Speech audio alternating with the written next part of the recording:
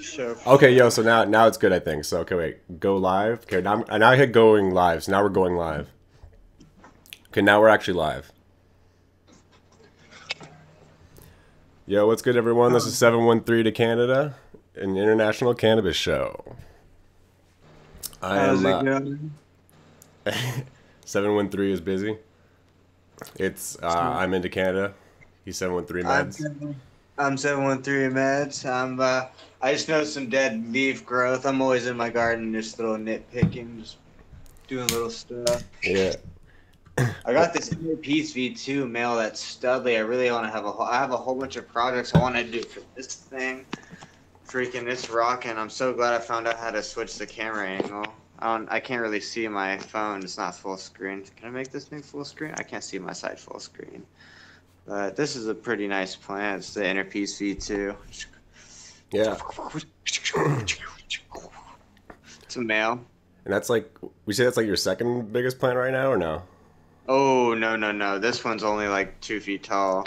Oh, okay. We're in veg right here.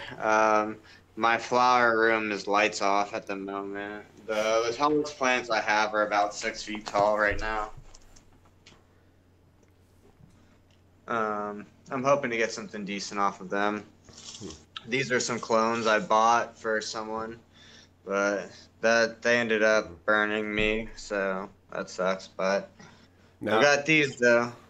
Got White Tahoe cookies, and I've got Rude Boy 7 from Archive. what do you mean? What do you So mean the clones they ended up burning you? What was the deal?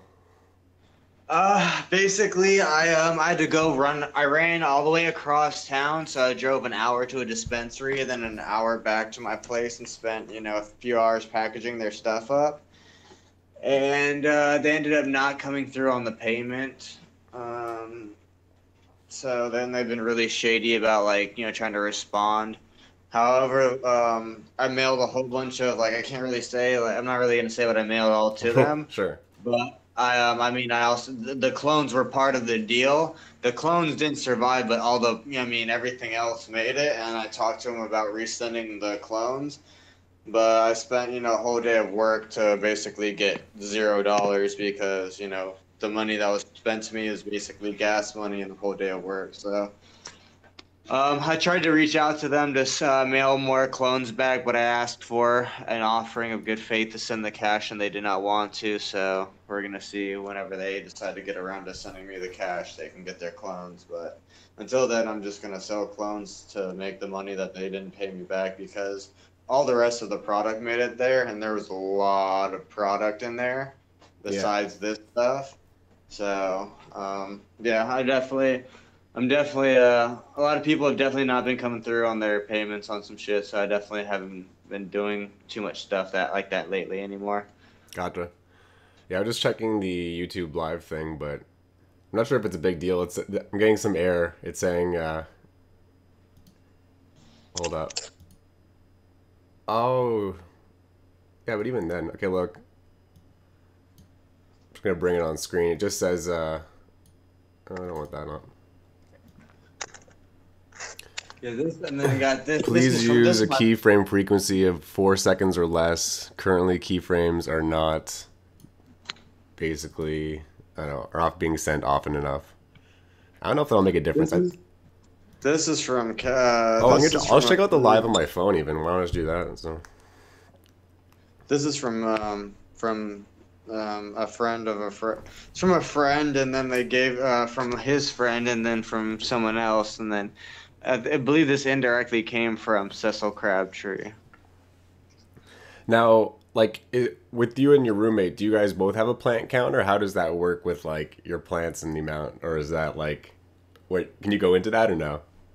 Yeah, I can go into that. So my roommate, like all my plants and everything, those are all my own. Sure. Um, these are what this is my roommate grows. This is my roommate's grow. He Oh, grows more sick. Because I didn't even know if he did. Because you said he was also doing like the mushrooms stuff, right? Yeah, Or he does he does mycology. He's got some land races going on right here, and then he's got some peyote. yeah. I'm my plant count is just it is what it is. I don't the defense I use is I don't count it. Yeah, no. Um, Especially because a lot of them are in veg or small anyway, so it's like it's hard. exactly. And they So I don't don't really count as have a full. Like reason. at least that's what the deal is with here too. So I don't have a reason to count it because I also do pheno hunting, males and females and yeah, stuff. So, it's so different too. It's because it's like if you were actually doing for bud, it's like man, we're not doing it right if that was the case. But if we're breeding, you obviously just need more stock too. But anyhow, yeah, exactly, exactly. Um, so yeah, but yeah, no, I don't have that. I don't have that. I mean, I have a few, but I've got a lot of them in flower right now. Um, I've got yeah, plants all throughout the house right now. Like, I mean, got plants right there. I got, yeah. I guess everyone basically knows if they know you on Instagram, but you're in Oregon right now. But like 713, you're from Texas and everything, obviously. So that's like the deal with that. would you say? Sorry, I'm gonna dab I was ready. just saying you're from Oregon right now. You're from Oregon, but it's you're 713 meds, so it's like that's kind of the where you're at right now, though. Is where you're at. Not tech. It looks like the Yeah, live's no, going fine. yeah, no, yeah. I moved out of Texas a long time ago. I'd be considered a green refugee. I smoke a lot of cannabis because I'm a medical patient, and Texas is fucking Nazis when it comes to weed. Yeah, I feel like most of this podcast, not that you'd have to take over, or that would be the case, but I feel like I'd want like it's gonna be like a lot of your stories mostly. Like I have a lot of stories too and stuff, but you have better tangents, or you kind of you riff a lot, which I like. But I'll obviously Appreciate it. join in when it's like I have something to say too, well, something like that. But I've definitely been through a lot of like really weird situations. Yeah, definitely in Texas. Like, I mean, like I remember one time I had a $25 prepaid card that I got for Christmas from someone. It was like one of those prepaid debit cards, man. yeah, And I know those. like there was this dude at the corner store. He looked pretty ghetto. I'm not gonna lie. He like homie he was a brother. He was black. And, but like he was riding around on a bike with no seat, and he was like straight up tatted down. He was like straight up like a brother like from jail. You know what I'm saying? Like whenever I got arrested, like what? Oh, you got it on your sweater. God damn. Don't do that. Like it was your straight up run of the mill like brother, like not to be like racist or anything, but like to paint it like let's paint an image like you're straight up run of the mill like black dude that got out of jail that fucking like trying to hit licks on people. Sure, Like I'm not yeah, racist or anything, like like I've got a whole bunch of homies and stuff like that. Y'all all know, like I don't hold yeah. anything Or against even it. just got the vibe, or maybe he was posting up, and you're like, Yeah, because like no one posts basically up there. he just ran up on me and basically within like 10 minutes of with this card I was hitting a lick on my neighbor and being the getaway driver trying to get a couple grams, and then he shorted his homies within like 25 minutes. And like I'm being a getaway driver for a fucking robbery because like they made me roll to a gas station and two other homies hopped into my motherfucking car, dog. And I got three people in my car that I do not know. One of them's actually shirtless, so that's how I knew shit was getting real.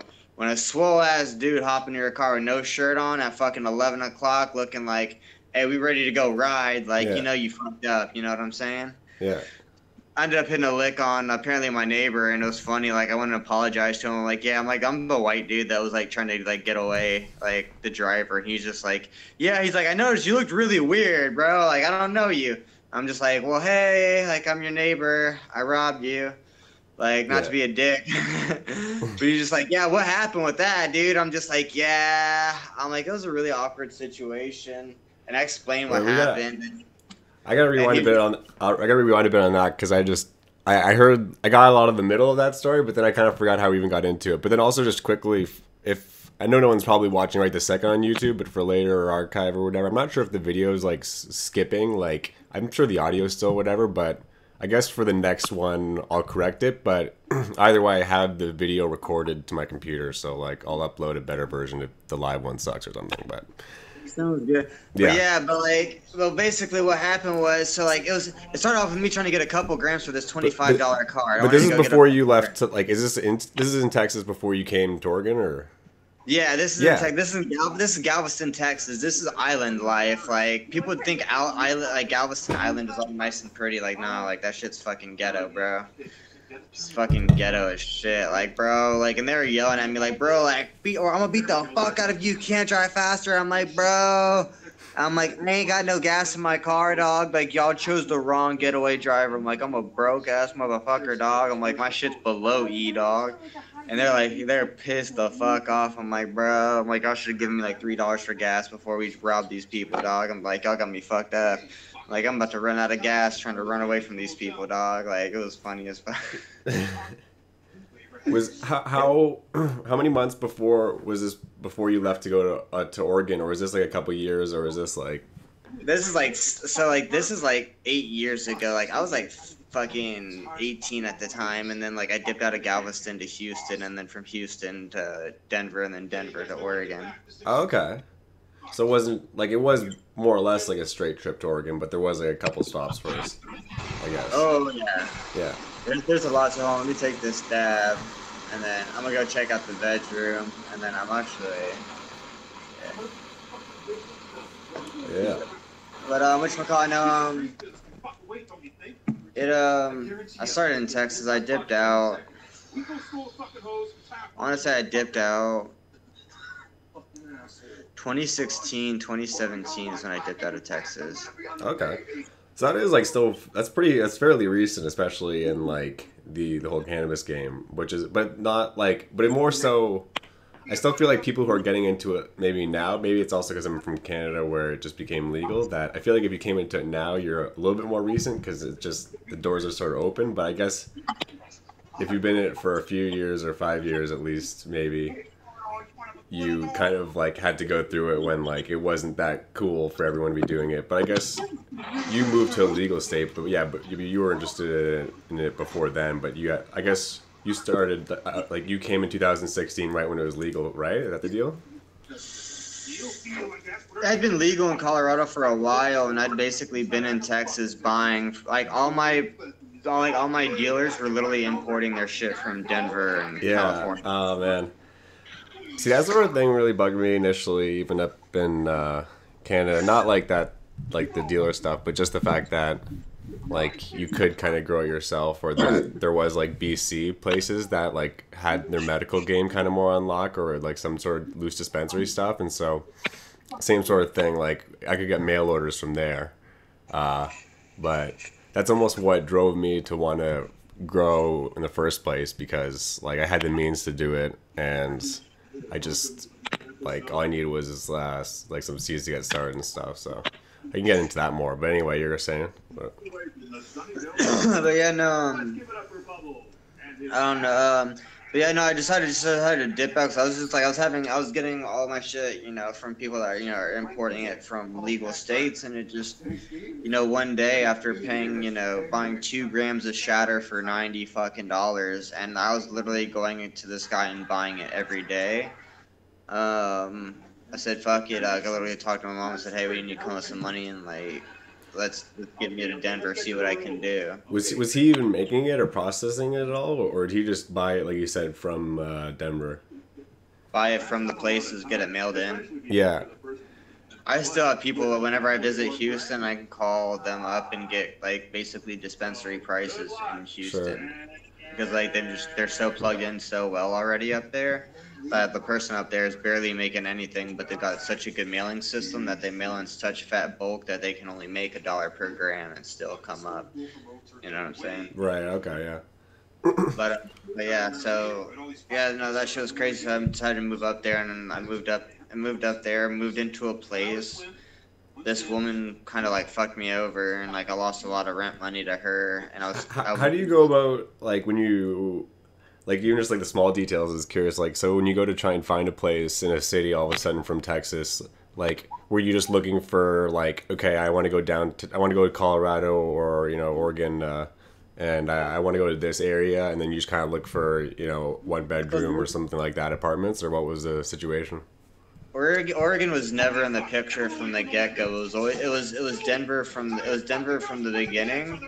Yeah, I think I was thinking about Oregon because my homie was up here, but sure. I wanted to go to Denver because it was way more commercial out there, and that's the big city to be. So if it's popping, Was right? it? And then you said it was 2016. So was it like 1 year or 2 years that was legal in Denver? I know it's been a little bit, but like I don't think it's been. I don't know. It had been legal for a little minute. Like I moved up like the year after it was legal or something along those That lines. would have been pretty peak. Like I guess like maybe you would want to go.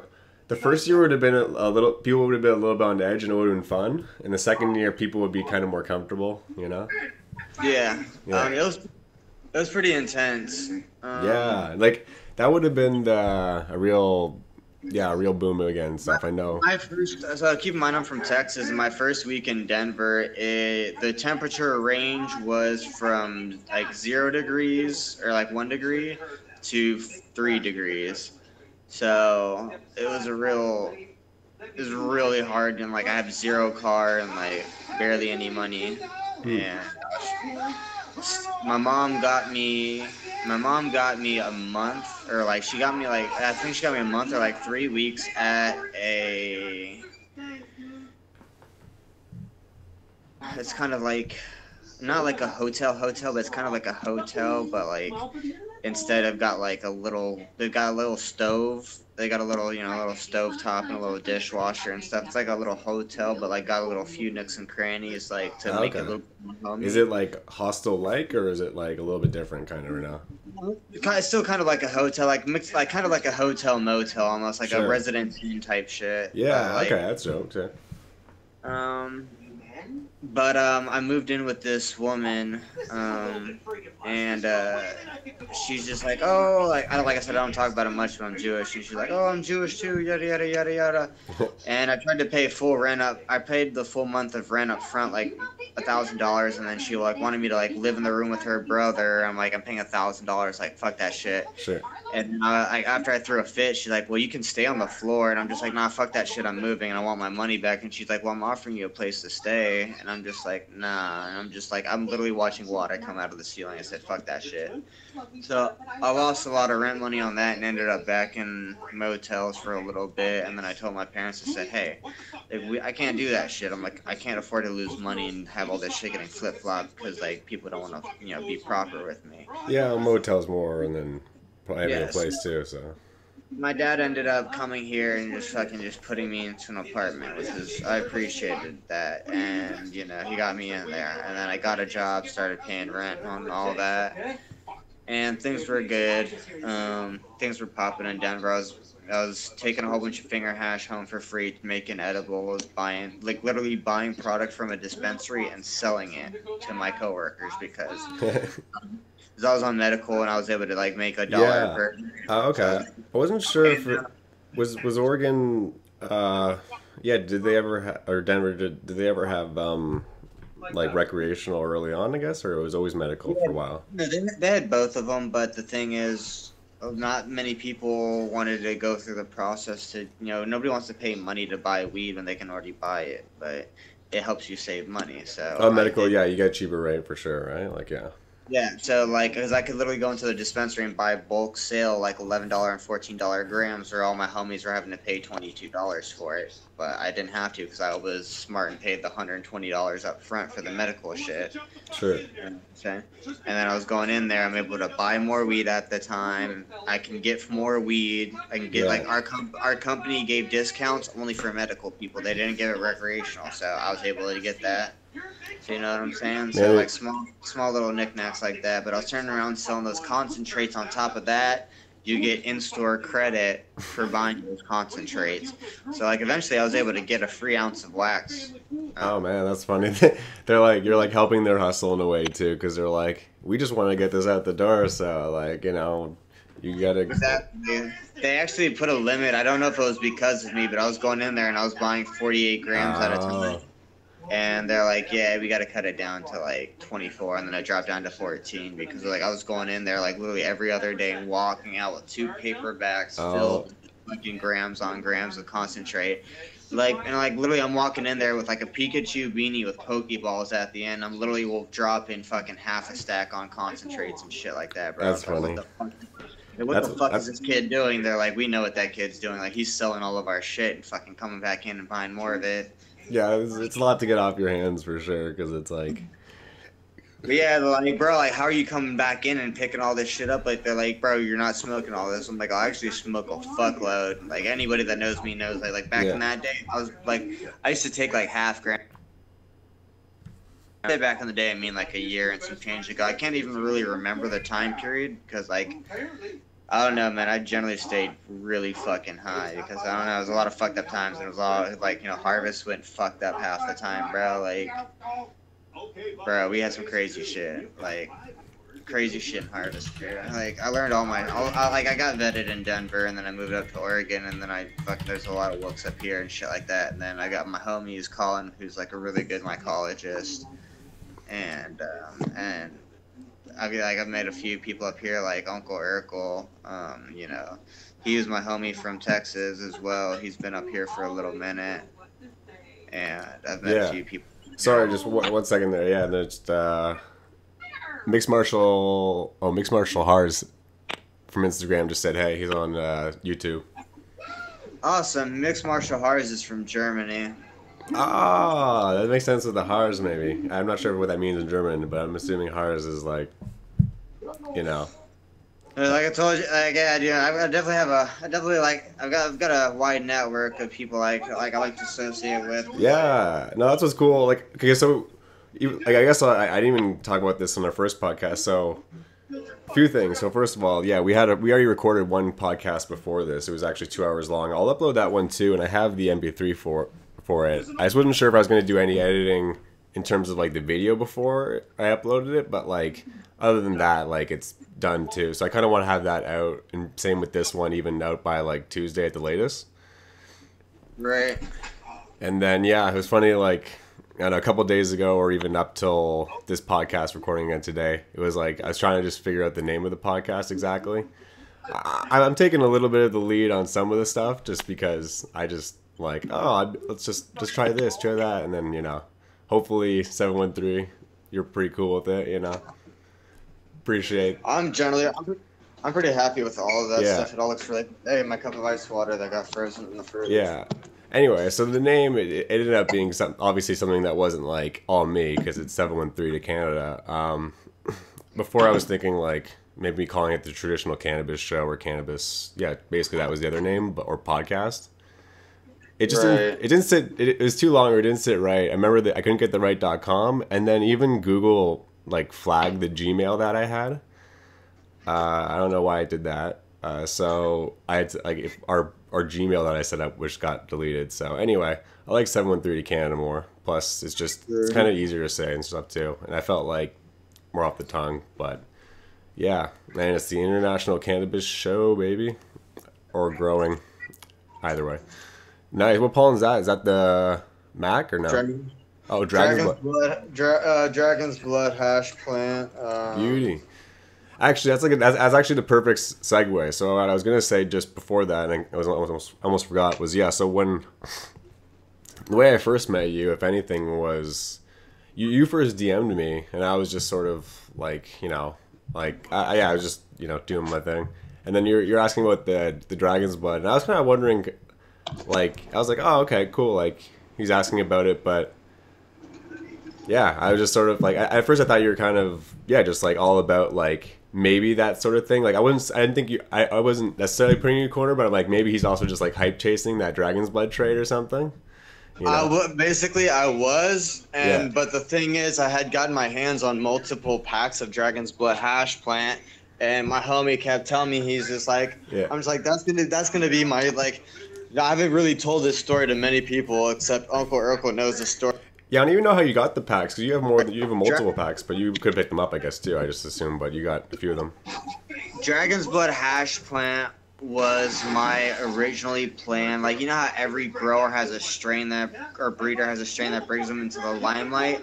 Sure, yeah. Well, Dragon's Blood hash plant crosses was supposed to be my, like, limelight. Like, I bought 5 packs of it so I can vigorously hunt it better. I feel bad because, like, in a way, I got 1 pack, and I hunted a few, but I didn't do it nearly as vigorously as you are right now. So like, I'm not trying to just like Oh no, I get a know, but bad no, like pheno or work with it, but I'm just seeing there's like what next generation I can do with that, and that's kind of my excuse. But like you're like there's actually other doing it proper there's from other this. people that are already hunting it. And there's definitely like there's like 4 or 5 other people. Like there's Black Pack Seeds. Like you'll see, they Yeah. usually won't come on my posts until unless I post about DBHP, then I'll see them on my posts. Because just like I follow them, I don't buy any of their gear, but I follow them because I track their Dragon's Blood hash plant development. Okay. Yeah. So Um, that's cool. Yeah. Originally, once I And started that's how this you found project, me through the hashtag too. I'm guessing, obviously, right? Because I put hashtag Dragon's Blood hashtag. Yeah. basically what happened was when I started doing that, I started doing research into everybody that's running these projects, Sure. and Yeah. I had a network. I think I had someone DM me. I want to say A31 honestly DM'd me your profile, but I had a lot of people DM me because a lot of people knew that like in the beginning I was like, hey, let me know who's working this strain so I can scope their profile and see what their progress and see what they're doing so I can not fucking So do the same shit they're doing and waste my yeah. time and try to do something else. So that's like And the so I first pro tip. What I'd say is basically like, I think most people, if they're actually listening to this, are going to find out about the podcast. They're already on Instagram, but if you're like getting into growing cannabis or like wanting to find out more about strains or anything like that, it all basically happens on Instagram more or less. I mean, you can go in the forums and stuff too, but in terms of social media, like no one's It's real, all no on one's on Instagram. Twitter. It's all on Instagram. And like I think in a way it's sort of good. It's good and bad. Like it's good. Like you could go through the list, but one thing that's about it is like since everyone's on it, I don't think Instagram's right away gonna like pull the plug on really cracking down on it too hard. I mean, they are really annoying with deleting like big accounts.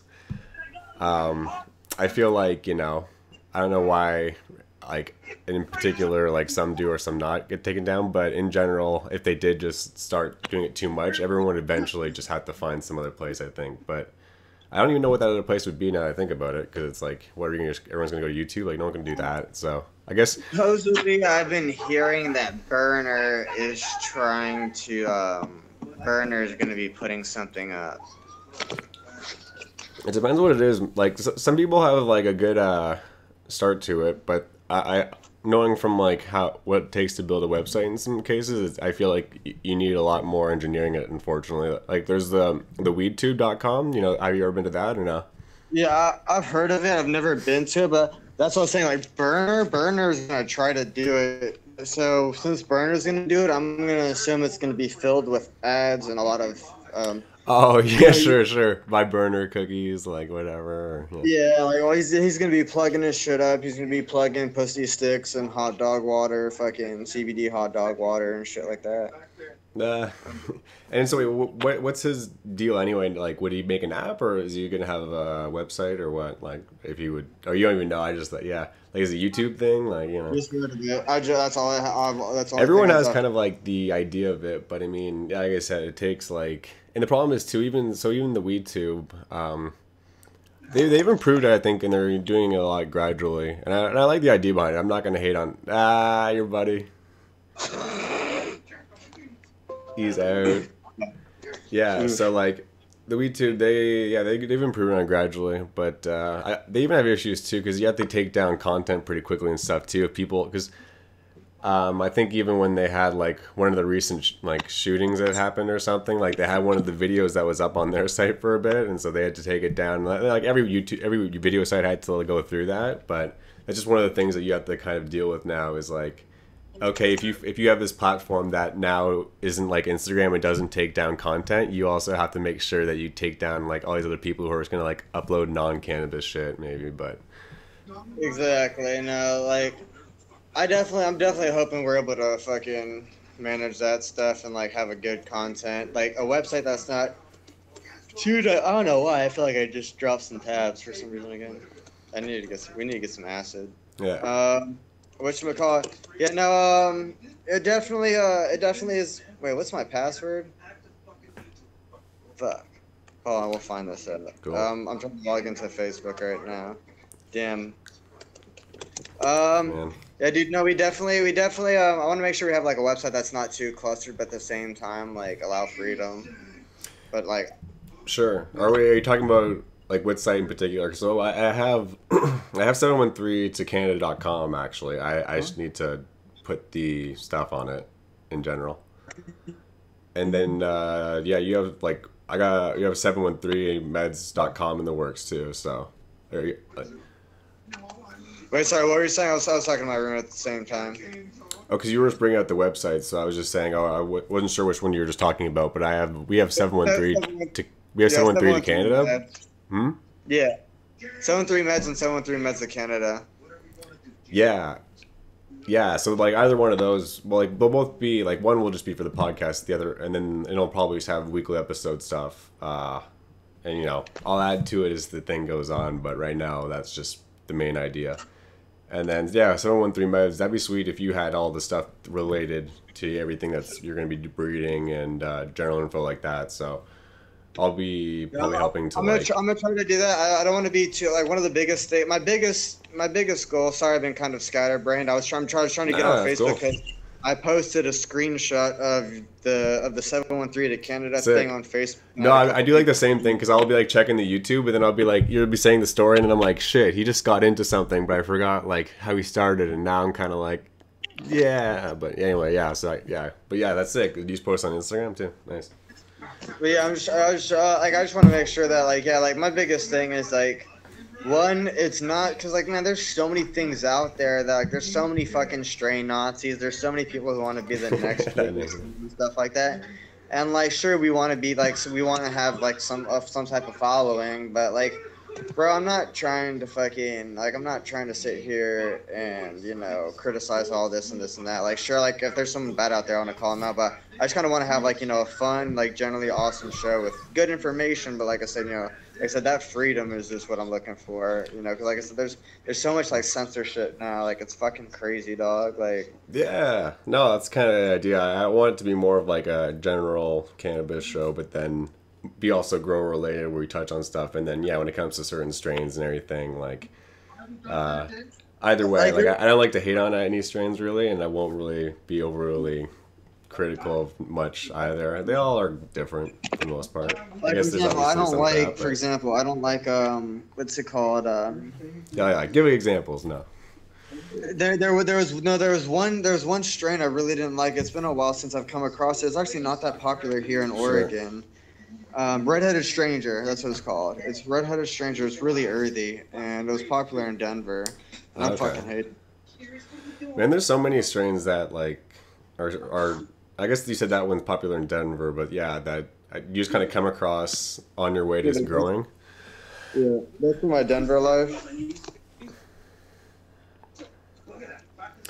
I was gonna say, is your phone plugged in too? Because like last time we talked for over like an hour or two, and I was like, oh, that's got a good phone battery, or he just has it plugged in finally. It was plugged in for the first little bit. Yeah, but yeah okay, right now yeah, it's never jokes, plugged jokes. in. But you know what I'm saying? Like we also got this over here. You know what I'm saying? We got the fucking. Hold on, let me see if I can pop this up. Ah, dope, sticker. I like it, man. Yeah, I can get more out to you too. Yeah, I got some stuff from my Colorado table is over there.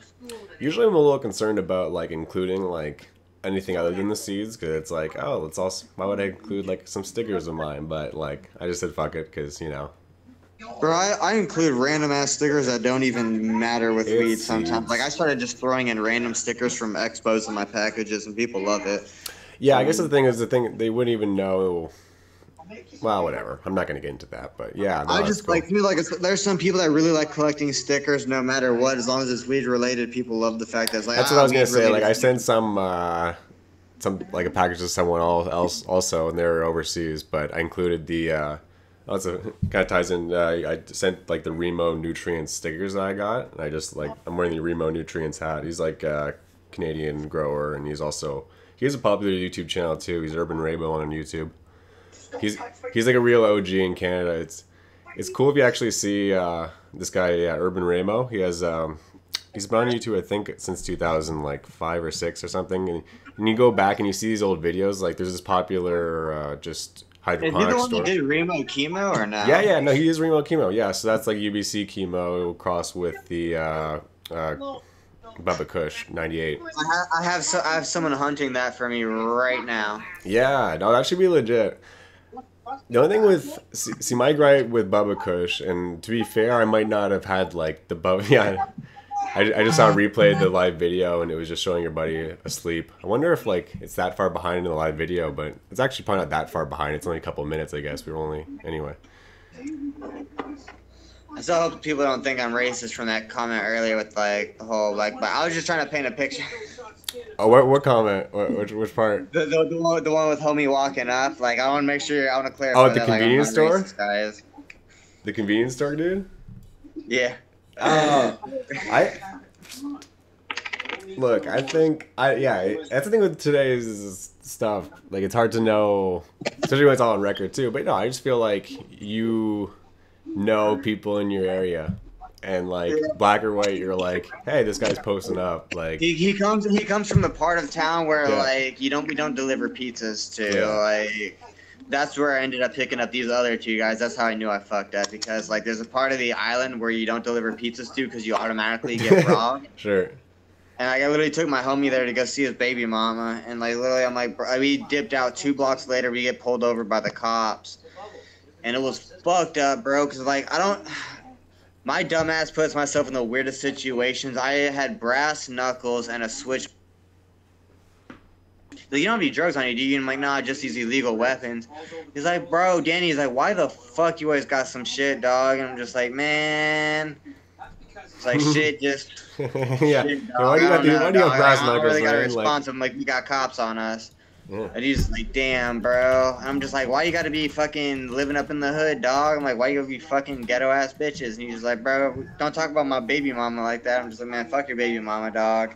It's like, she ain't love you. Like, she fucking some other nigga right now. I'm just like, he's like, it was funny, but like, anyway, we got back to Yeah. the cop, and the cop was like, bro, he's like, am I gonna find any weapons in your car? And I'm just like, well, no. And I'm just like, you can find any drugs in your car? And I'm just like, no.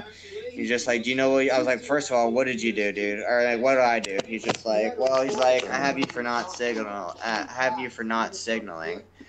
And I'm a delivery driver. I'm delivering pizza at the time. Me, my homie, and my other homie, all are wearing our pizza uniforms from Papa John's. So that's bullshit because I signal every fucking time because I'm a delivery driver. Like I do that shit just because I'm not an asshole. I'm a proper driver. And so I call him on that shit. And he's just like, well, you're just leaving an area that's known for narcotics, fucking prostitution, and weapons. I'm just like, no, fuck that shit, dude. So you can't just pull a vehicle over because it left that area. I'm like, bro, you need to have probable cause. No, I know. And- Like it. And Yeah. then I ended up just telling him, like, bro, I'm just like, my dad's DHS. I'm just like, you really do not want to deal with this shit right now, dog. I'm just like, it's fucking 10:30 at night. I'm just like, this is not good for you. I'm just like, in case you don't know, DHS stands for Department. Yeah, of Homeland Security. Yeah. Yeah. Yeah, my dad, like in Galveston, my dad was like, he was the head special agent down there. Yeah, like so your whole family, like, because you mentioned on the first podcast, which isn't out yet, but like they're all like got either army or in state like trooper kind of stuff, right? Is that the deal or no?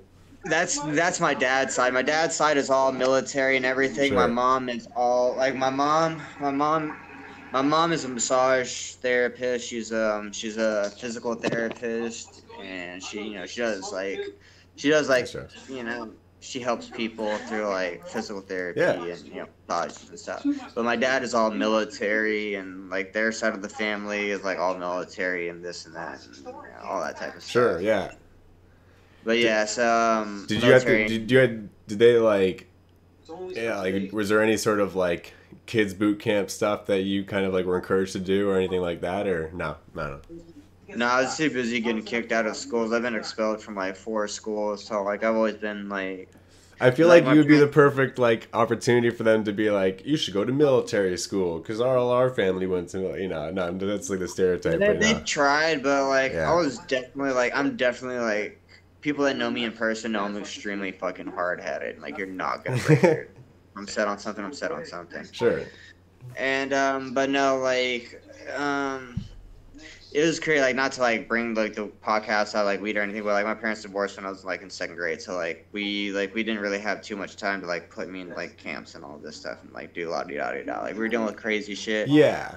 an abusive stepfather and shit like that. So like we didn't really have time to be like la di da di No. be fun camps and shit like that. Why do you So mean like like camp so much as like boot camp would be like, oh, we want you to kind of like go with your cousins this summer to like some sort of academy thing or like I don't know, right? Like maybe that's what I that is say. kind of, maybe that is That's like the a summer thing. Like camp. You're right. Like I don't know. Now you're saying. I would like I have some cousins in Turkey and I have other cousins, but we don't. Yeah, it's just I not that's not how it went like down yet. as I say, like my cousin, like my family is like spread apart like across the continents, and we really don't have too many family members. Like most of them, like I don't even know who most of my family members are. Like it's really weird. Like my grandpa is like my grandpa is one of like 8 kids that like of three like the great our great grandpas like there were 3 great grandpas that had like 8 kids and like none of them at all talk to each other and they're all just like dying and stuff like that and like nobody knows so like nobody really knows who's in the family or anything like that so like Oh, man, it, that's all true. Well, now it's like everything being online, everyone at least will be able to know like their family tree a bit, kind of, or not. That's interesting. you're right so like yeah like if anybody's online make sure you keep a hold on your family tree because like ain't nobody knows so like as far as I'm concerned like I'm family like I know my mom is my family I know my brother's my family. I have my dealer, university and stuff. Actually, like a friend of mine, but I haven't like talked to him in a while.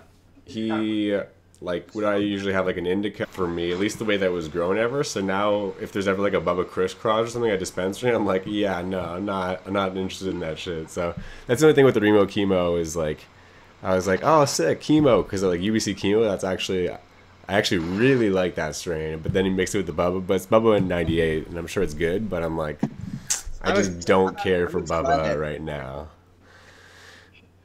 It makes Okay? me hyped up for it because like I've got my homie hunting that with my unicorn too. It's gonna be potent as hell. Like it'll be like it could be like a really high like rosin yield too. Like I know he's won some cups. Whether means much, 'cause I'm not sure if the cups are how the cups always work. But yeah, like Remo wouldn't put his name behind something weak. So, again, it's just maybe not what I'm going for. But yeah, it'd be cool to see what the guy grows out, how he does it. Do you know how he's growing it or?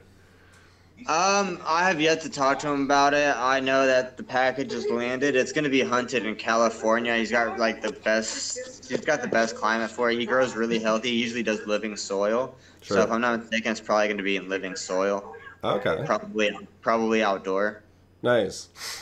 Oh man, So it should, I did living it soil should like branch out.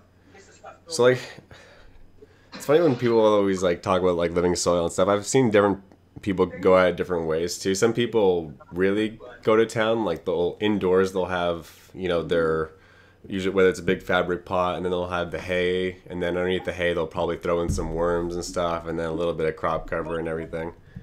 That's the way that I usually see it. But I don't know. I think it's hard to pull off because you almost need like a strong light or definitely good air circulation or something. Because I think You need a good light. 'Cause so usually with living soil, like I've watched people do it indoors. And like not just the soil part's fine by the way. I'm just saying when you have the crop cover and then you have the straw and stuff, and then you can throw in the red worms and everything. That's cool too.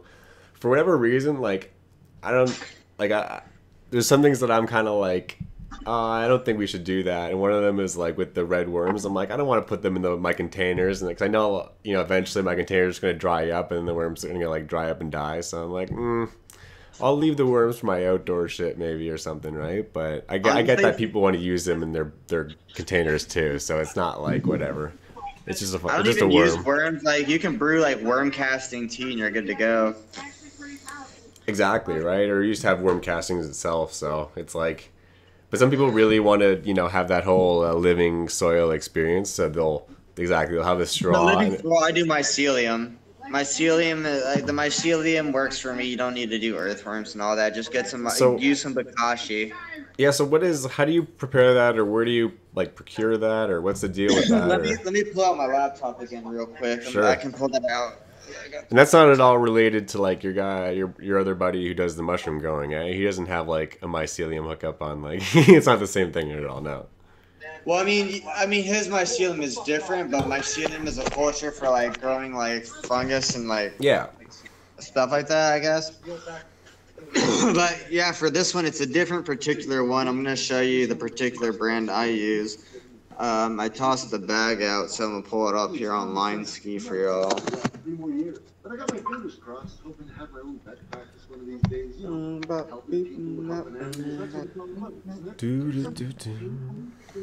if we can get here. Come on, internet. I don't want to use Internet Explorer. Why you gotta do this to me? Nah. Internet Explorer's whack, bro. Defaulting.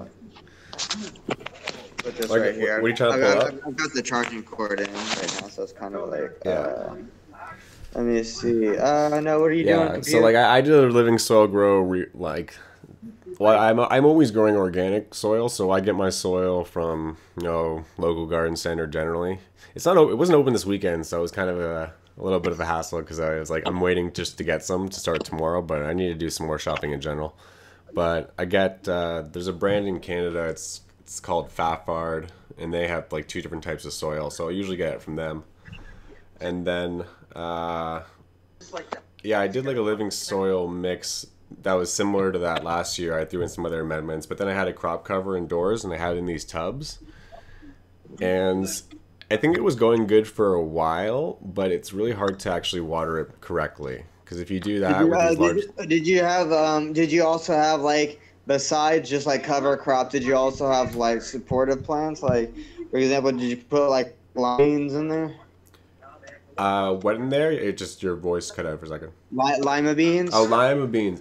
No, see, I didn't probably do it like, So I didn't have that much of a method to it. To be fair, like, so what I did is I just had like some cover crop stuff, but I put that in with like a few plants, and the idea was actually to kind of keep the plants around even almost till next year, which I'm never gonna do again. Like, I realized how much it costs to keep like certain strains around. Like, you have a lot of strains, but I was only keeping maybe like 10 or 12. But even that, it was just not worth it. And it actually sucks too because I had 2 like strains from Bodhi that I actually. Check this out real quick. Oh, Bakashi. Oh, so that's like that's where you get it at the site? Nice. I get it from my grow store, but you can get it off the site. I'm pretty sure you can brew this online as well. Yeah, so I'm so jealous of his hookup in Oregon because like in Canada we have, it's actually not too bad in Canada compared to like some places in the world. There's, like something specific to what you need, and we have like some specialty stores. Like we have like a natural insect like store, control store or whatever. We have our own like companies, but they're definitely not on the same level. And then yeah, to even get that Stuff Oil X, which we could talk about too, but that was like so much easier just to get in Oregon.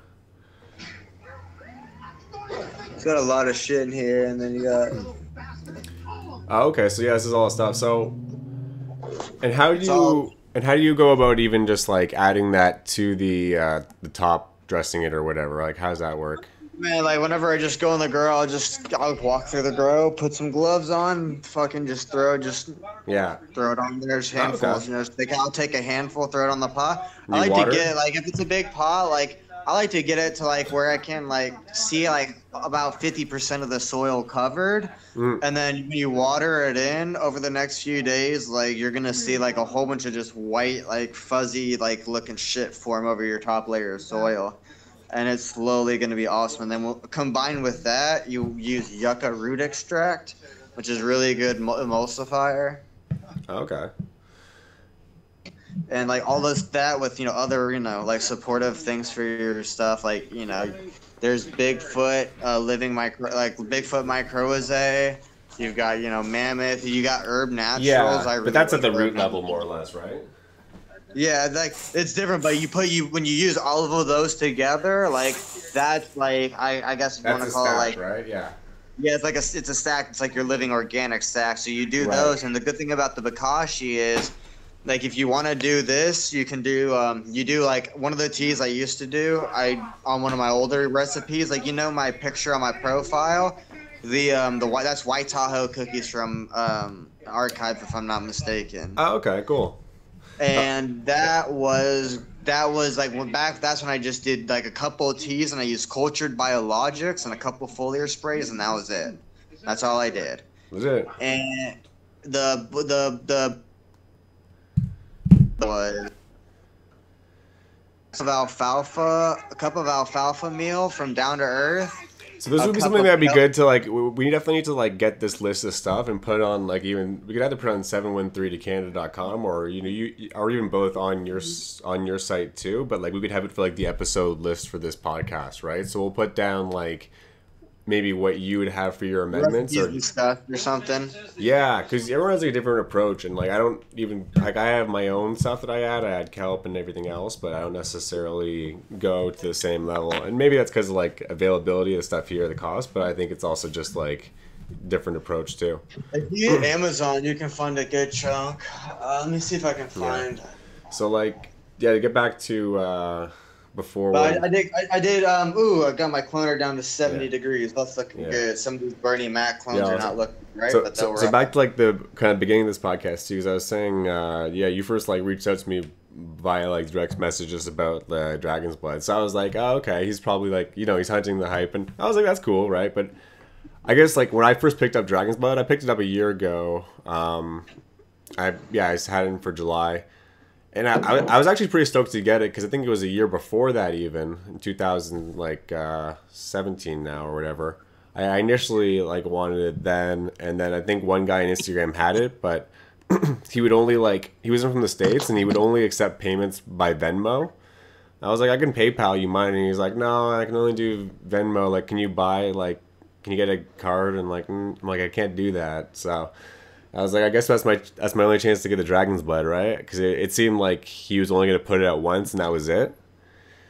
Right. And then yeah, then like if I can promote a site if he wants it, yeah, jbcseeds.com. I guess it used to be called jamesbeancompany.com, but there's Real another quick, how James do you Bean. store So your pollen? I'm trying to collect this pollen, and like I feel like yeah. I'm doing this like the worst way possible. Oh, dude. So have you done it before or nah?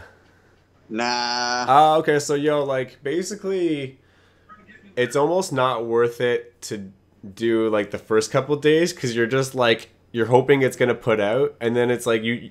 Well, it's not like you shouldn't do it, but I mean like honestly, it's always like the next week or two after that everything just comes out like tons at a time, you know. So Yeah. So so like the first couple of weeks, you'll be like pinching each one, trying to collect it, and you'll be sort of doing that. Or what I remember even before too, I would have a male plant, and then I'd put paper down, because you'd see some people put paper, you're like, okay, I'm gonna catch the pollen as it comes down and stuff, right? But if you actually yeah. if you check on it day by day, you'll actually be able to collect the pollen from each one and like not worry. And it'd be such a waste to try and collect what's on the thing because you're like nothing's even on there, even if you have like paper that it'll fall off of from. It's just nothing collects. So I was like, okay, that Well, was a my waste. idea is I'm probably just gonna like wait a few days and then like Yeah, I'm gonna like try to take the jar and like semi stick the branch in there and just give it a little wiggle and then just come back in a little bit and just give it another like give them a little wiggle and then just keep just doing that. yeah, okay. But I've got 4 males in that room though. I'm not gonna lie, Yeah, so it's well, the kind thing is, of like, that's the other thing is you have more than one, then like that's probably the thing is you don't want to like have a whole. If you're gonna not try and do that fun. method, then it's like, oh, you don't know if you're gonna dust a whole bunch or dust what, right? But Exactly. So like right now my 4 is the closest to dumping and so is the Bernie Mac. The other 2 are not nearly as close. My lemon lime orange apricot F2 and my Tropicana cookies F2. right, So that's the thing. Like I'm gonna do this Dragon's Blood hash plant 4 is the first thing to start really dropping pollen. That's why all my males are out in the living room because originally they were in the hallway. That's not really ideal for me to catch a side swipe to my shorts and then go through and water all of my plants. It yeah, smells no, like. even in general, having more than one male, I think is it's pretty troublesome. Like I have like 2 locations, so at most I can maybe like have one, and then or I can have or at one spot there's like 2 levels, so I can maybe kind of put one by a windowsill and the other one in a tent, The like to good thing finish is, off. like, But the spot for the other one, like, what I'm just gonna do is whenever there originally I was just gonna put Bernie Mac and LLOA. I was gonna put one of them in here, but it yeah, was too big, so I'm just gonna put a splitter between them. yeah, and then harvest it. I've got like Like, my roommate got a tent, a clear see-through tent, mhm. so I could literally single one out and have one in the tent and one out of the tent, and harvest one and then harvest the other. You know? Do you think you're gonna keep most of your like genetics around for a bit? Like after you breed with the dragon's blood, are you gonna still like keep around a male or something? Because like, I feel like I'm looking to always sort of just turn over some stuff. At least if I'm trying to just get to something else, like with the dragon's blood, for the most part, I think most people who got it, unless you're really into like 88 G13 hash prank crosses, then you probably got it because you wanted that like the red trait, right?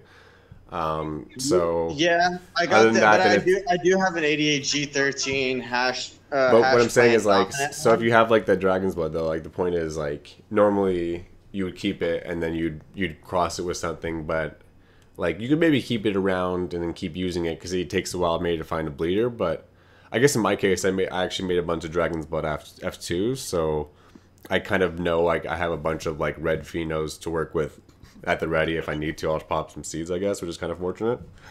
I Yo, have one thing I wanted my to do, yo. So one thing I wanted to do actually, I did. I kind of wanted to give away a pack of seeds. Yeah. Oh, yeah, see right there? That says female, but that is not. That's a male right there. That's that's a bleeding dragon's blood hash plant right there. Nice. That's another bleeding one right there. That's 5. The one that I'm collecting pollen from is 4, but this is one that's in veg right here. So those are the 2 that are backed up. I Right. kind of fucked up and I keep leaving my DBHP6, which is my keeper, my first keeper bleeding female. That one's in the flower room right now. I need to bring her back and put her in the veg room because she's not supposed to be flowering. Because I was originally going to do a project with her, but I don't trust that the clones. I really don't have too much trust that this round of clones is going to take for some reason. I don't know why. Yeah. So, Yeah. So like I was listening, but like just before you got into that, I was gonna say or did say, yeah, like I want to give away a pack of seeds. oh yeah, you should give Yeah. it. Which pack of seeds are you going to give away? The DBHP F2s? No. See, that would be jokes. The only thing with that is I would like to give them away, but I just don't want to like. I don't really giving away F2s to someone else's stuff in the first place. That's kind of the thing. Like, if anything, I might add it onto someone else's order, or I might like give it to you, which is different. But I wouldn't give it just like as a giveaway contest thing because I just feel like, it's just I'd rather at least be a cross or something. But on True. on that level, so yeah, did you see my Instagram recently? I made the logo for the Bloody Artifact. For the what? Bloody Artifact.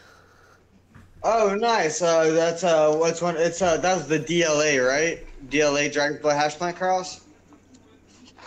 Yeah, that is. And so if you see here, this is all I have of it actually, so it's not much at all. But yeah, I'll give away one pack to someone on the YouTube chat. So whoever comments first saying, "Hey, I'll have that pack." I guess first comment on YouTube, or you can comment your Instagram handle, or I think if you're confident with I'd that, probably comment. say, like, why don't you do that on 420? Like, on 420, let's see if we can, like, somehow through the day we'll have some type of, like, quick Oh, podcast. well, I'm gonna do it now too. Oh, you're gonna do it now? Dope. Oh, shit. Hey, that's what's up. Yeah, no, I want to do it because like it's the first like live one we're doing anyway, right? So like whoever's checking in now is basically like real ground level, if anything. Oh, But yeah, yeah, go for it. yeah. So whoever comments on the YouTube, the live portion of the video, saying they want the pack, they can have it. So they'll be whoever's first, and then you can just hit me up on Instagram, which is probably the best way, I guess. Either hit me up into Canada, or you can hit up 713 to Canada, and then I'll just get in touch with you there. But it'll be the Bloody Artifact pack of seeds. I'll get the logo up actually too. Here.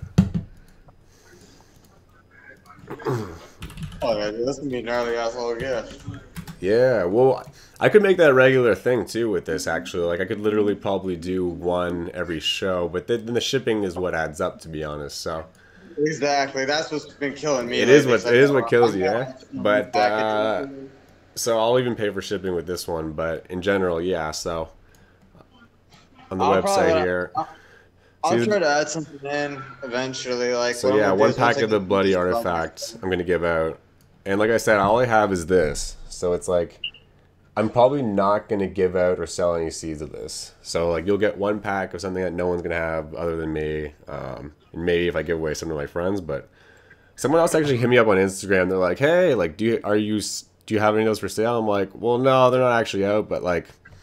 Since you asked, yeah, I'll, like if you're interested, hit me up in the email and stuff. And so he hits me up with the email, and he's a cool guy. I'm not trying to rag on someone because he actually follows me for it and everything. But yeah, he's just sent me his mailing address, and I'm like, oh well, like I'll get you hooked up with them, but like, here's the pricing and stuff. So he's gonna follow up with me, I guess, maybe about that. But he was also like, "Oh, but is the Horkham meat? Is that all gone?" I'm like, "No, I have some packs still, but he hasn't got back to me." So it was just interesting because I was like, "Okay, I might have one pack available for someone, right?" And he's like, "Oh, sick," but now he's sort of like, "Oh, it's not free. I don't know. I'm bad at reading Yeah, dude, people, no. so I don't want to assume that or Honest. anything. But yeah, So he didn't want this. He didn't want the pack of seeds because it wasn't free. no, I'm not.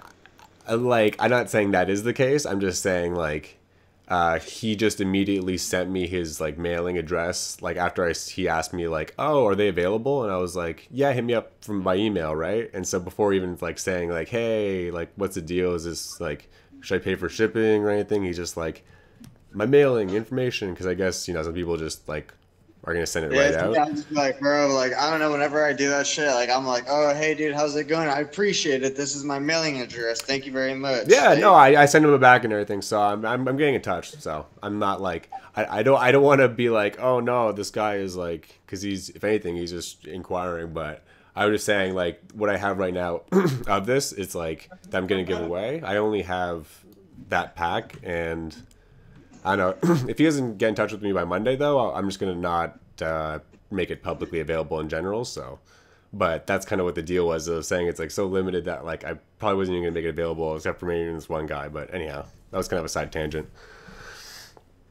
So like yeah, what the strain is, I didn't like get into it. I guess it's like I said it, but I didn't really. So yeah, it's the bloody artifact. It's dragon's blood hash plant female, so it's the bloody pheno of that, and it's the male DLA. So it's Deep Line Alchemy from Bodhi #5, which is in the what that strain is it's 88G13. Oh, I just closed you. Yeah, it's 88G13 hash plant, and that's crossed with an artifact 1, which is an Afghani landrace, I think. that's not bad. I like that. Yeah. Okay. So mixed martial arts still in the chat. So mixed martial arts, you're gonna be the first. You get the pack of seeds, man. So yeah, I'll get in touch with you by I like Instagram that. or something. Yeah. That's gonna be dope as fuck. He's gonna like that shit a lot. Yeah. No, it's like, He's dude. asking, If he's in he's Germany on too, that's Germany. actually perfect, man. Like, so if you go to my website too, intocanada.com, I have the strain map of all the stuff. So you can actually see the different like locations that I have seeds currently sent out to. So to actually have something sent to Germany would be sick. This guy who I'm following on, that's in Iran also, and I was like, oh yo, you're in Iran, that'd be sick to get some out there. But I'm not sure if it's a language barrier or something. But right now he's just sort of not quite getting me any information to mail it to him yet. But that's cool. Right. Have you tried Google Translate or anything? Well, I don't think it's on my end. Like, I just kind of sent him a couple message DM'd, and then he just wrote back like, "Oh yeah, thumbs up," kind of like message, hooray! Like, and I was like, "I think you got it." Like, I don't know. We'll just, I'm not gonna chase after him, so it's like, it's not like I'll be, it'll be at my cost, so it's not. Yeah, yeah. So yeah, yeah, mixed martial arts or mixed martial arts, you'll get him, man. Yeah, I need to get the labels printed for the seed packs too. I'm gonna still get like one sheet printed up. Nice. So so that's the dragon's blood there. That's Sunshine Daydream 1 and Vixen. Oh, okay. So, and that's Bodhi's plant, right? Sunshine Daydream, Yeah. yeah. Yeah. Of course. Yeah. Yeah. And so, so for people who are just starting out from genetics and stuff, yeah, there's Bodhi seeds. I guess we could go into a whole Bodhi tangent. But in general, Bodie's probably one of the most solid breeders that you can pick up for yeah. cheap. If for starters, I would say Bodie or Thug Pug has some pretty fire gear for cheap. But Bodie does a lot of land race work, and land races seem to be pretty resilient to a lot of bullshit. So I definitely recommend Bodie. Plus Bodie, the thing is, Bodie seeds come with no drama, which is the biggest thing. No drama seeds. Well, Like, yeah, you don't have to worry so about some breeder hopping up in your DM cussing you out for making some strain. so, did you see like the Bodie on the Adam Dunn show, or have you ever seen a picture of him or video of him? Nah, You've never seen? Okay, so like you don't know what he's like at all. Like if someone said like Bodie the grower, would you won't be able to put a face to that or like an image? nope.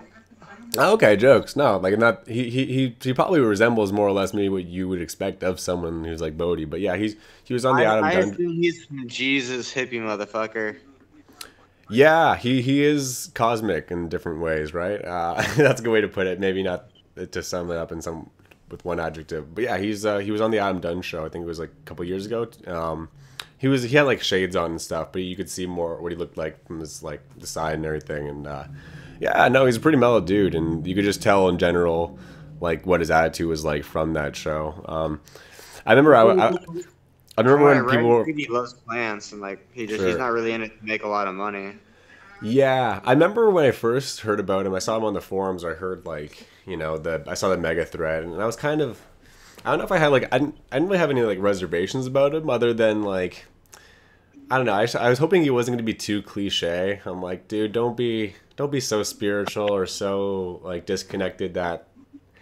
And some of that's fun. Like I actually like some people they pull it off and that works, but in some ways I'm like, oh, I need you to be relatable on some level or whatever. But he seems pretty grounded and pretty chill, which is cool too. But he also has like his own thoughts about the earth and like it being like all us being one and stuff, which is I am on that same level to some degree, but at the same time it's not like I kind of maybe have that exact same resonance that he does in the same way, right? But yeah, it was a cool interview for the most part. But yeah, it's cool to kind of know what he's like a bit.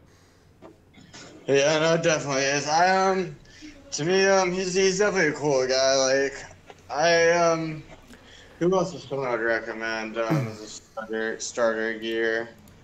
Yeah, I like think Jinx Proof is pretty good gear to start off with. Same with yours with the farm. sure. Well, like, wait, who's actually I don't know who he is to be honest, but one second. So if you look at, I'm just gonna bring up.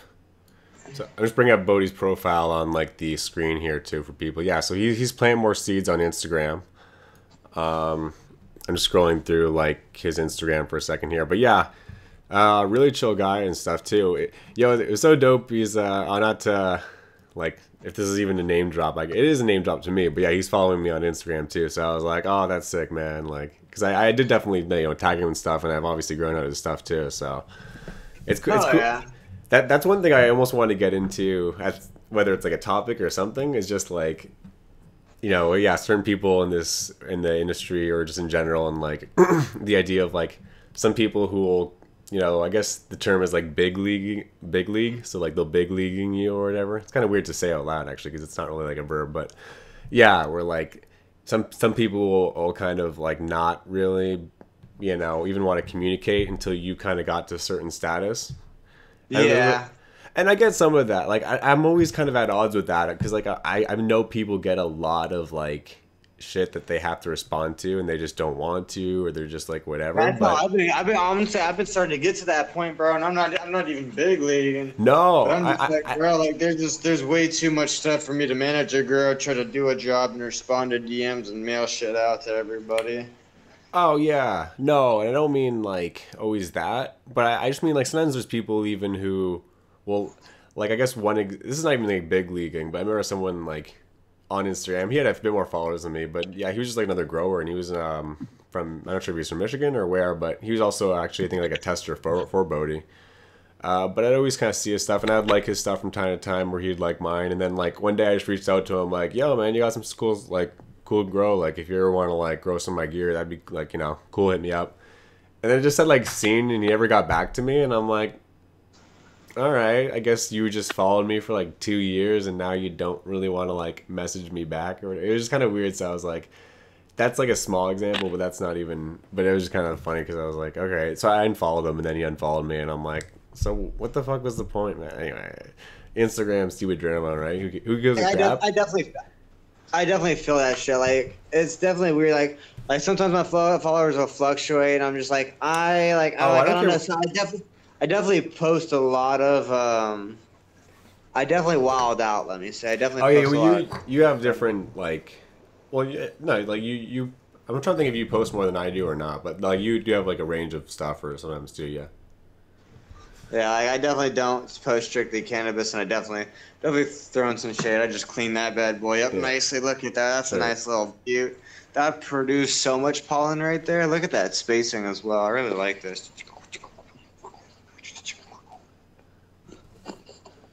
Smells like fucking blueberry garlic muffins. Well, legit. Interviews V2. Oh yeah, that reminds me too. So I was pretty stoked too because I have the mail recently. Also, it's like so I have like a triploid plant, right? And that's like for people who don't know, like it's a it's just basically how cannabis. That's my male Bernie Mac right there. Nice. You got to get into more details in a bit about the Bernie Mac, but I just want to talk about like the triploid thing for a second. Go for it. Yeah, I was trying to get a picture of it even on Google. But basically, like how when you grow cannabis, like they have like the two like leaves and then the true leaves, but with a triploid, there's three of them, right? Oh, here I got a picture of it. It's a good thing I have more than one. Yeah, so if you look here, so this here is like a triploid. So yeah, there's three of them anyway. Long story short, I'm not sure how uncommon it is or whatever. I feel like it's pretty uncommon. Like what I would relate it to is almost like a four-leaf clover in a sense, right? Like you'll find them, but they're not like that many of them. And and it's different than this other trait. So there's another trait that's out there, and it's called fasciation. And it's not that. And then there's also Horald, what was it, Horald phytotaxy or something? Anyway, 1 second. I'm trying to get more images on the screen here and stuff too. Yeah, have you heard about fasciation cannabis? Like cannabis that's like had that trait to it? Which trait? It's called fasciation. So what it is it's almost like having multiple heads on one part of the plant. It's different than almost like the triploid thing because it's almost like seen it where like you basically have two cola heads on one end. Yeah. So and apparently with that it's maybe not that much of a desirable trait, but the triploid I think is different. So anyway, I have a triploid plant. It's a male.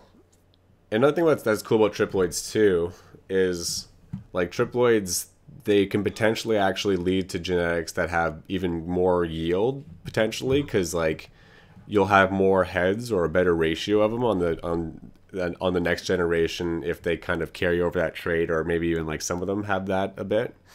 So they have like that. Me and my roommate are kind of cool. In the dispensary, I'm not gonna lie, I'm gonna turn the volume down kind of really quiet. And I'm just gonna point the camera at the shelves to kind of. I feel like it'd be dope as fuck to kind of give like everybody like a little tour of like a little dispo.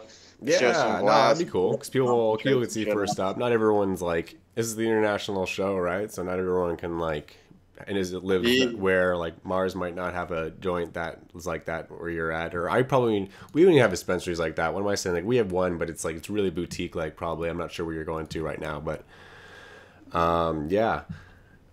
So what I was gonna say though before was about the triploid and stuff.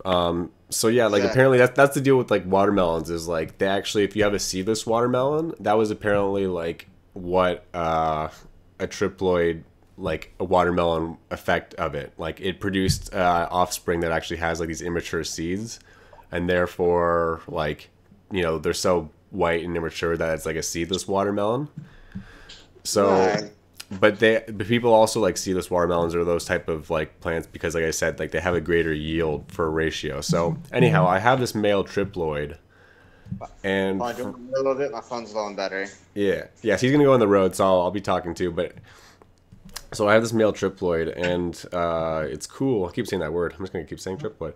It For the first couple of weeks, it started to produce pollen sacs, but there was no pollen in the actual sac. So you'd have all like the flowers of a male plant. And if you ever have like a male plant, you'll know even like the first few weeks when it shows like the petals, like you'll be able to see like the pollen appear. Come back. All right, there you go. Yeah, it's all good. I'm just explaining how like I've been going through like the triploid male and how like it into flower, like normally you see like the pollen developing, right? Like I guess you're just starting out now and you're seeing it right now, like you're collecting the pollen heads, right? Yeah, it's just started dropping pollen. Yeah. So, but when you notice right from like the get-go is each of those heads like there's some pollen in it, or at least it's like they're fat, they're not like empty.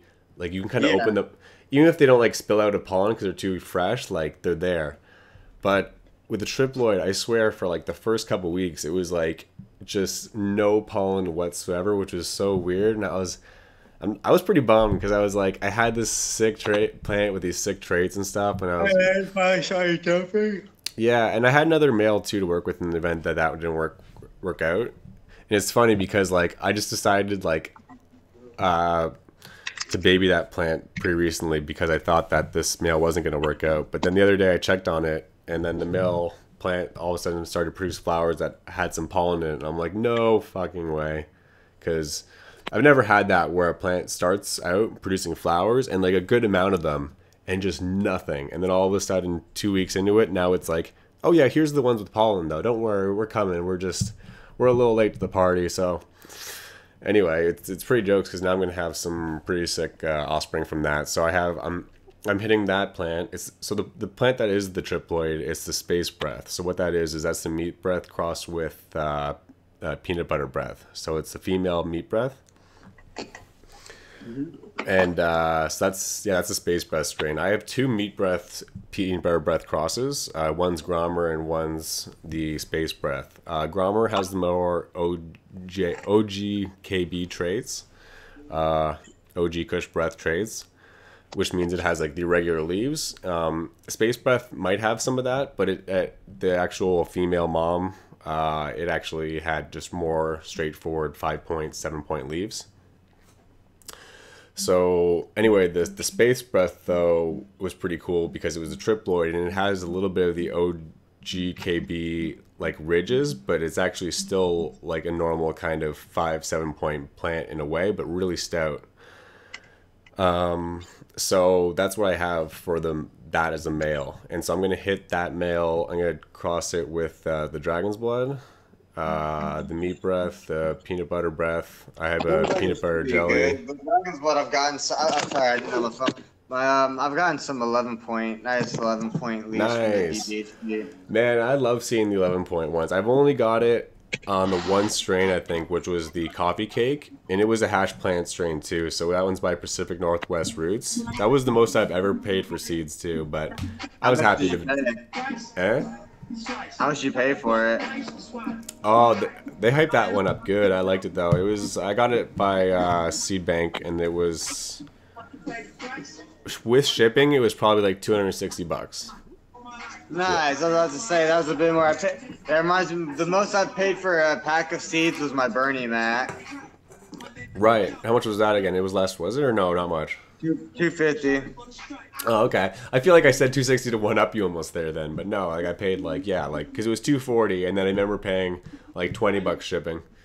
I just even just send them like the extra 20. I didn't even like ask what shipping was. I'm like, dude, if I'm buying that much of a pack from you by like Interact Mail and I'm not giving you hassle, like I think $20 will cover it. And I even know Express Post within Canada it's gonna be less than that anyway. So he probably even made $1, but yeah, that was the most I ever paid for it, and it was really cool to grow out, man. Like people don't want to pay extra for strains, and I get that. But You get what you pay for, man. I've gotten tattoos. But man, I had the fattest leaves you'll ever see. They're like 11 points. I have video on my Instagram of it, and just a really amazing hash plant. I did use a male of it to make some seeds, but only once to make the Nanaimo.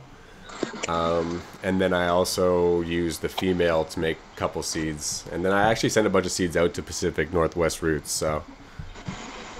Oh yeah, that's awesome. Yeah.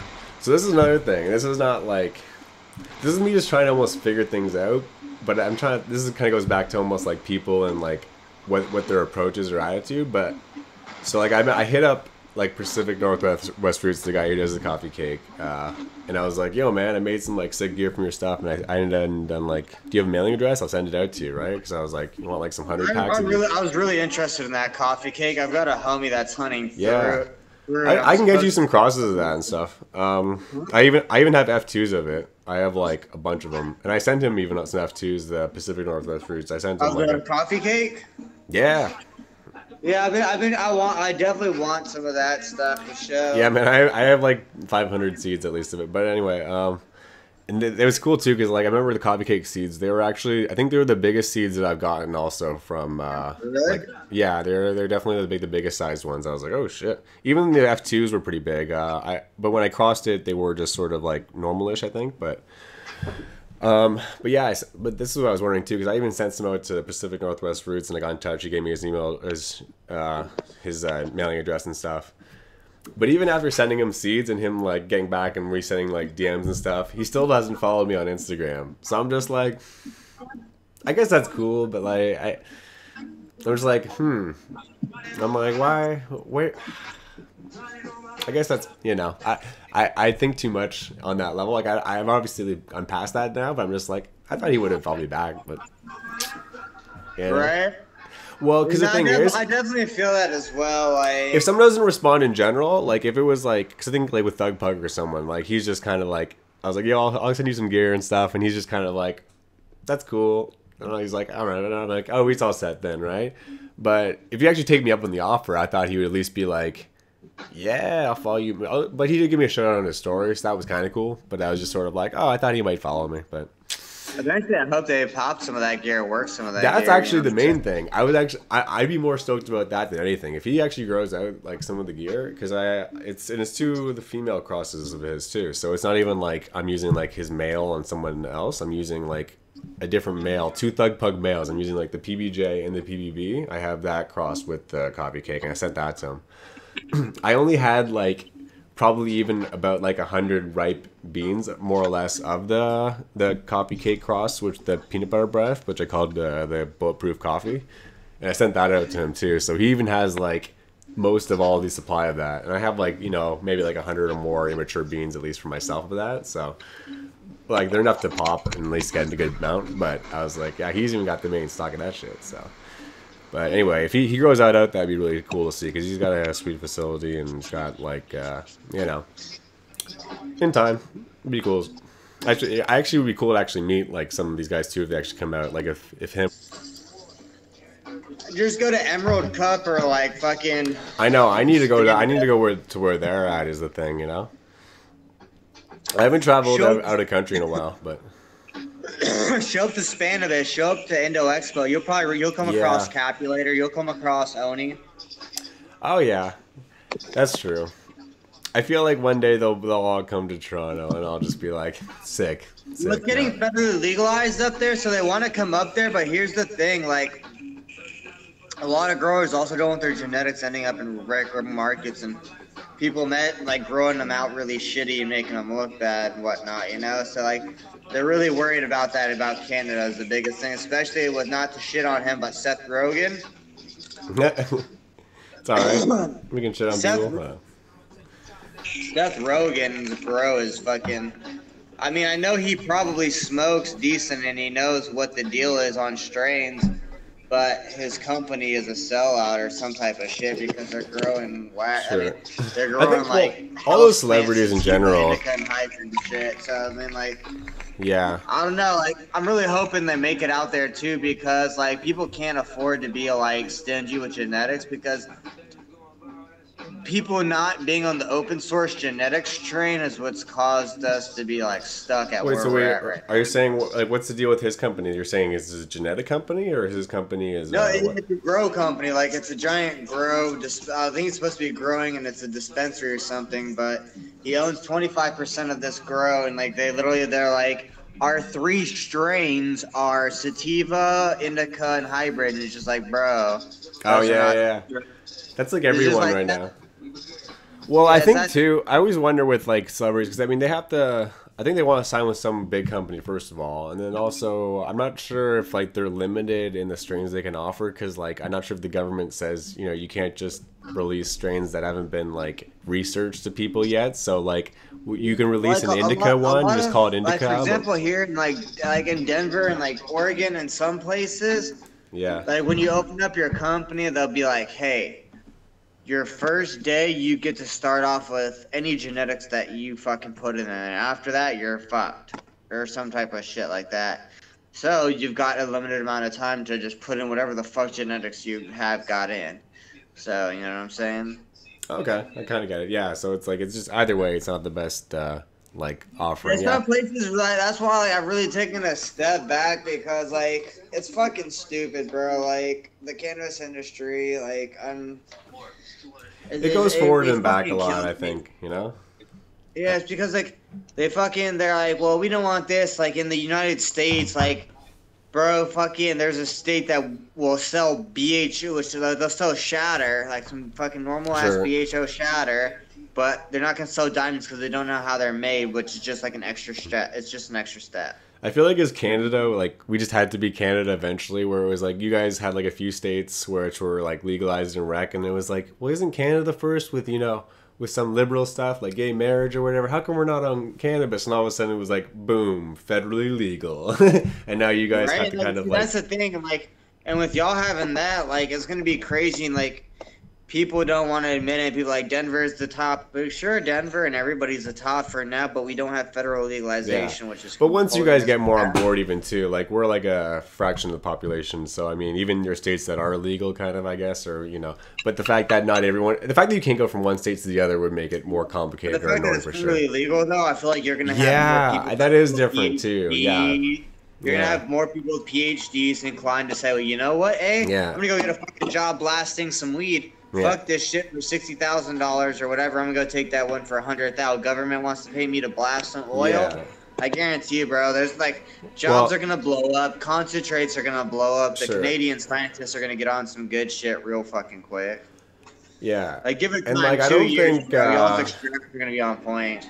I don't think he'll like do anything to try and move it like forward to be federally legal in the states, but I think Trump will just leave it up to the states, which is like I don't that's know kind if Trump continues on the like if Trump ever gets like I don't know I don't like to talk much about yeah, politics, but I let's not just get too. know that But I'm just saying specifically with that, like I don't think I like know because he's gonna try he's to really do straight something edge. Like with if we it. just talk from like that standpoint, so I don't. But at the same time, he's also heavy business, so he's like, okay, we're gonna want to have the industry, we The want hemp, money. but at the He same wants time, I'm money. not I'm going to surprised he federally do hasn't it, but we're going to let legalized the weed states for the decide world it. And yet. I think if enough states, like if it gets past a certain margin, it'll be like something else, and he'll just be like, we're going to make it federal now, right? But I don't think he'll be moving it like specifically. So that's all I'll say on that specific with that. But Oh yeah, no, I was saying like that's exactly what I think as well. Like basically, he's a businessman, and he's gonna be like, bro, like I can make money, or like I said, I don't support the wall, but like I said, if he wants a wall built, he could have like legalized weed and sold it, and well, I fucking think had they that. actually used like a good amount of the money he sees from the narcos, not like narcos, sorry, the Colombian El Chapo or whatever, right? Yeah, So shit like anyway, that. but I don't want to go to that tangent. But yeah, that was just kind of a thought. Is like at least with there, I don't Speaking think of it's which, gonna. El Chapo's releasing a clothing Yeah, line. I'm not gonna lie, yeah, I'm that gonna was. have to buy I a saw that and couple I was like, pieces. oh, what? What's the deal with that? That's kind of jokes. Um, Yeah, I'm definitely gonna have to buy some of those clothing items because that's just dope shit. He's been in the game for a fat minute. man. Well, He's an like, OG. what's the point? Is he even gonna get out of jail? Like he just wants to make it for his family or some shit? I don't know. I don't know. Like, I guess he's just trying to be like, hey, I'm El Chapo. Like, I can make Yeah, clothes I from mean, if you're still jail. in jail, you might as well like still live a life somehow, right? But yeah, it just seems Right? sort of odd. Keep the brand going. Fuck it, bro. Yeah, like yeah, I'm not gonna make money off the El Chapo name. I'm gonna have my company. Yeah, yeah, that's funny. But I think it'll at least be moving. Like it won't be going back, which is kind of the ideal at least. And the more like business happens, the more it'll just kind of become a thing. But until then, it's still sort of annoying. Even here, it's like a little bit slow. But different things are finally coming together again. Like the Hotbox Cafe, which has been around forever in Toronto, they finally got like their license now to like have it like a lounge and shit. Which they've had like forever in a back patio. You could just like bring out a glass bong or whatever and stuff. So that's at least something. And then we have some dispensary stores opening up like slowly but surely, I guess. So it's not where I'd like it to be, where like I can't even get in on the ground level yet, but I just want them to eventually get the seed start stuff kind of more on point. But yeah, Have you looked into tissue culture too much?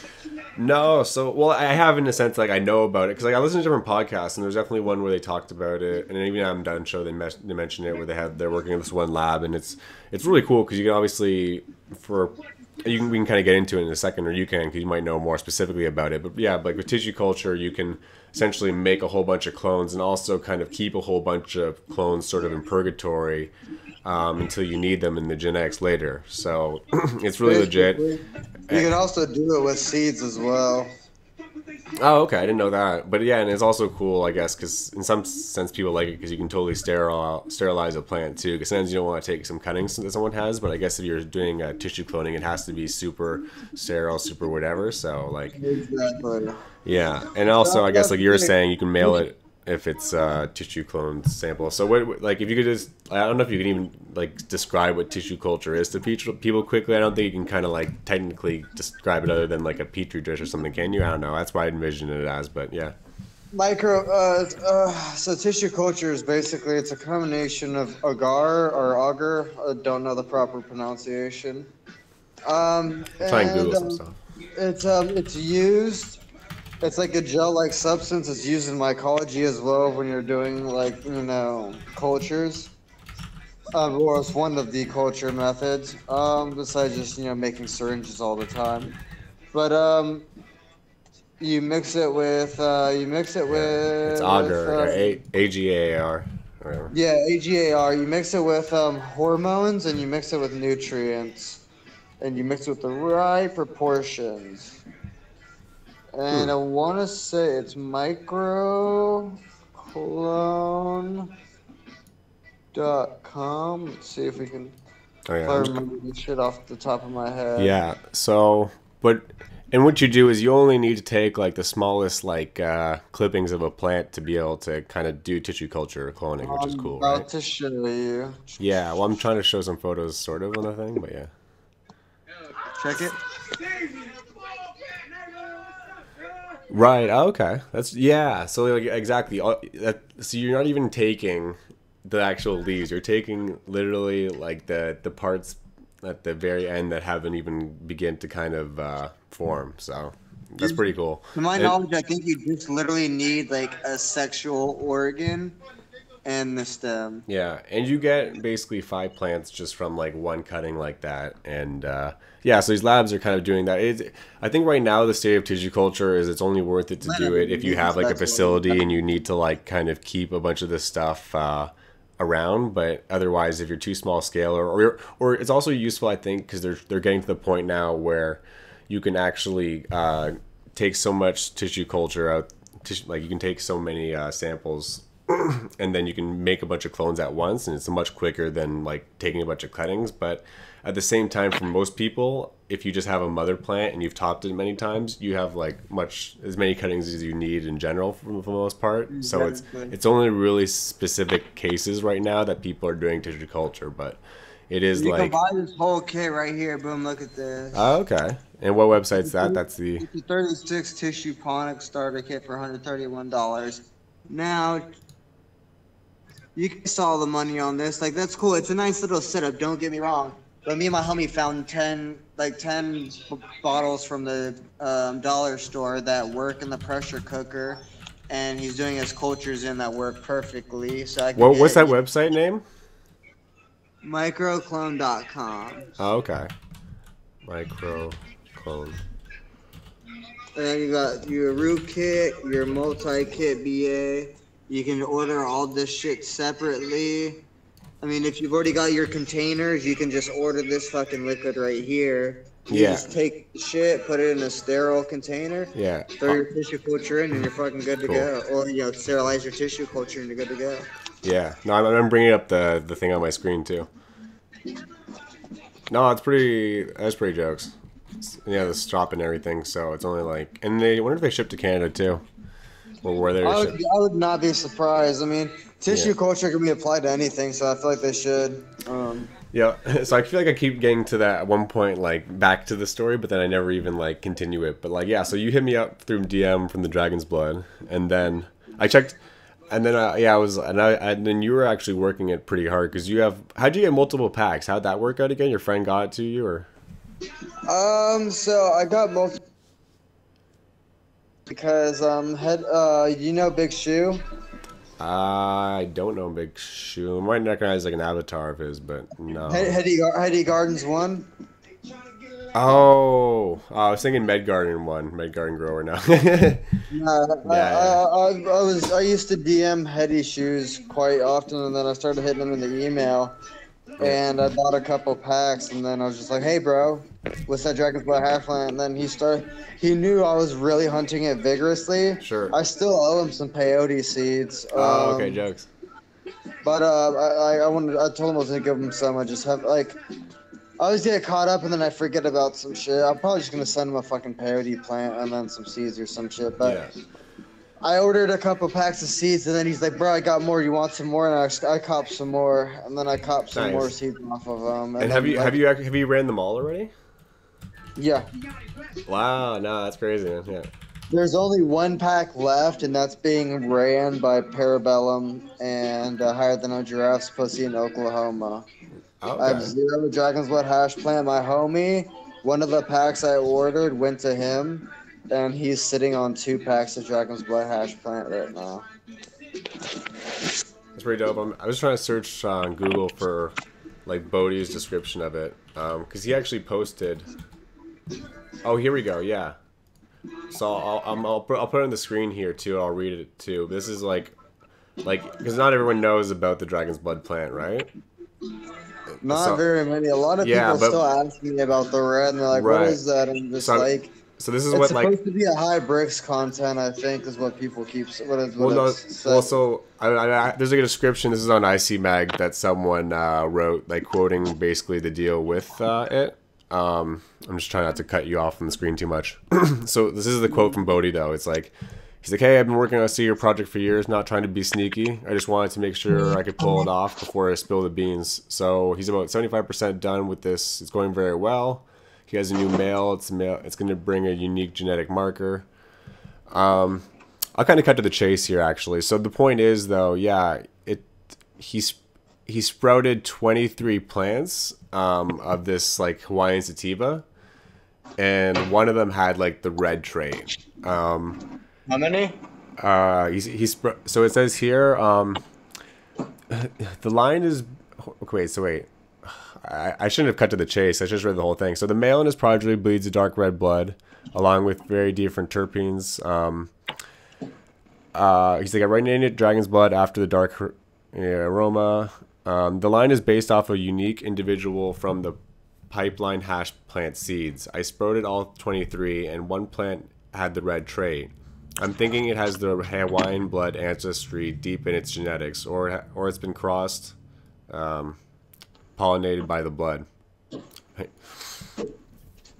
So yeah, that's basically the deal. And so from his breeding, it looks like he's got it to the point with his F4 line that, like, he even says the red trait, it's only like 50%. So like, I heard someone commented on one of my posts saying like, "Oh, don't you know about the dragon's blood? Like, they bleed red." I'm like, I want to comment being kind of like, well, actually, they don't all bleed red, but I wasn't Yeah, gonna. exactly. No, yeah, like I have to correct people like that. Like they're like, oh, the dragons, but like, and even in Hawaii, bro, Mm. like some of the research, like back to stoner folklore, some of the fucking some of the whole like people say like it's pretty rare over there. I'm not gonna lie, like to come across the bleed, like in Hawaii, it's known as the bleeding strain or the bleeding weed or Oh whatever. yeah, but the thing was like, is so Bodhi he got it with that 1 in 23, and then he made the dragon's blood cross, but he got it to an F4, right? So for people who don't know, like the terminology, F4 means that you basically inbred it like down to like 4 generations. So by that point, he'd locked in the red trait to about 50%, which is that's what he claimed. It might be not exactly that, but I think he also kind of liked it to be that way because I think otherwise he said like if it was every time 50%, then maybe the genetic expression. I guess I could read what he says about it. I'm just kind of putting words in his mouth, but I think what he says about it is. I took these plants and pollinated. The next wave had 50% blood traits. Repeated process. They're still showing 50%. I'm hoping. I don't know. I'll have to read this more when I'm not on live because I don't really want to bore people. But yeah, basically, he's got it locked down to 50%, like in the blood trait from the dragon's blood. And he has another plant that also has the red trait as well. It's the Cosmic Serpent. And the only difference with that is it doesn't use the 88G13 hash plant. It uses the Wookiee 13 I've got hash. somebody actually hunting that, and they're gonna send me That whatever seems legit bleeders they too, get. but I am more stoked to be growing out the 88G13 hash plant. Because I think even growing up, I really liked that strain if I ever picked it up from someone. I remember like getting G13 and it was just like pure trikes. And I'm like, what is this? Like, yeah. Yeah, I'm excited. Mine, honestly, all my bleeding phenos fucking Yeah. are way more finicky than my other phenos. Oh, actually, eh? Like they're not like herming or anything. They're just stretchy or something or what? No, frog soil and shit. Like they don't like as many nutrients or something. Oh, the soil itself, or Yeah, like the 88G13 hash plant Dom ones did better. hmm. The bleeders were more prone to burning or they wanted more nutrients. I couldn't tell what the deal was, but the 88G13 hash plant dominant ones worked better on whatever cycle I was running than the bleeders. They Sure. both definitely had different outcomes. Oh, okay. The, ble- yeah, the bleeders, like I've got one bleeder that like it's gonna make it to flower, but like Hmm. kind of sad. It's not really gonna do the plant justice because it's Yeah. gonna be like a raggedy old weed. It's probably not gonna have like many terps on it at all. Like it's literally Ah. just like, cause like yeah, like I switched grow styles in between this and then like whenever I had problems like I freak out and have people troubleshoot my shit and help me troubleshoot my shit. Like I got 8 people trying to help me grow. So next thing you know, like I'm doing like 8 different grow styles type Sure. shit. Yeah. And so, like, my plants suffer, from that shit. So, Yeah. they're slowly coming back in the flower, though, like, That's from good. the bottom of the plant up. They're slowly, like, looking healthier and healthier. So, I'm hoping they come through on the flower and produce something worth a damn that doesn't look too bad, but we'll see what's good. Nice. The only plants that I'm really, like, okay with in my garden are Vixen, some of the Bernie Macs, and strawberry guava. I really like the strawberry guava. But besides that, I couldn't really care for like the rest of my garden. I'm just seeing if I can find it. Oh yeah, I have a video of my dragon's blood. I'm just gonna put it on the screen for a second. I wish you could sort of see the screen when I put up stuff. You'll see it like obviously when I put the video on the live and stuff, right? But I'm just gonna put like my iPhone like video because I sent someone a video of the dragon's blood I have in flower. Hmm. So yeah, you can basically see that. Yeah, but I really like the pheno that I have the female of it. It's like it's got a really great structure. It almost seems like a classic kind of strain. It's just really like nice node spacing. Grows pretty vigorously, I'd say. Fucking weed pigments. Yeah, I'm just gonna bring the screen over here. So this is Always the favoring from the weed gear. yeah. Actually, I'll put the oh, I can't even put it over top of me. Yeah, I'm just okay. Just I'm gonna cover your video for a second while I show them the the dragon's blood. Yeah, so this is just a video I sent someone of like the structure of it because he was wondering what it was like. So this is the one I have, the female, and it's getting dusted at the moment with the pollen from the space breath that I have. So the triploid space breath I have, it's called Space Trip, so that's the name I'm running with. But yeah, it's gonna hit all the plants there, but the dragon's blood too. Yeah, so wait, what were you just showing? Or were you showing something in a second or no? I was like, rocking the weed gear. Yeah. Okay, yeah. That's your like everyday, more or less, like your outfit. I'd say if you had one. Yeah, I wear it around. I'm definitely known as the mobile plant. It's hard to have like a good range of hoodies to wear too. So like if you have a couple, you're like you kind of stick to those, and then that's how I feel, you know. I rock this one just because I've got the matching pants set. But Yeah, true. Yeah. I've got 2 other weed hoodies, and then I've got some other weed stuff. I've got a whole bunch of weed gear that I bought. Is that like that's got to be unlike 713 meds or 713 to Canada? That's got to be like part of your like avatar silhouette character kind of like design. I think it's just like some sort of like purple kind of like top to bottom thing. Yeah. I love it. Like here, like check out this. The hat kind of even too is like a part of it also. Yeah, that's not the Canada one, is it? No, it's a different one. Yeah. Like this is another shirt that I like to wear. We're going through cannabis clothing. Oh yeah, that's jokes. You can see all the trikes on that. And then here's one of my backpacks. Oh, what? Do you rock them all at once? Like, yeah. Whenever I go to conventions, because I'll say this is veg, this is veg, that's flower, veg, flower. Around Denver too, that's probably not. I wouldn't say normal, but that's probably like pretty standard. Like for like, we've seen a lot of that. Yeah, no. As jokes. Oh, look at the cat. Harvester kitty, and then I got this, bro. That's signed by this dude. Huh. Oh, that's sick. Wait. Oh, he's the guy from when I know. Like he was a classic. He's got. Original High. Yeah. So that's also I never even thought to bring this up, but yeah, on your Instagram, so you have like your sub name there, like Spicoli. That's from that show. Yeah. Yep. I've never even seen that. Who get that joke. Yeah, do people always like say that like you're a Spicoli, dude? Dude, no, actually, like nobody's ever gotten that. No. That's funniest. Everyone's just like, bro, like I put that up there as like a low key joke because if anybody gets that, eventually I'll make it a thing. Like if people get that joke. Sure. But yeah, dude, now nobody really gets that joke. But yeah. What movie? I haven't even seen that movie either. Like I definitely have heard it referenced so many times, but like I've never kind of watched it. I think there was a point too, like I like a lot of parts of like the cannabis culture or that sort of stuff, but there's a certain sort of like this poster up for our lives. Check this out. Yeah.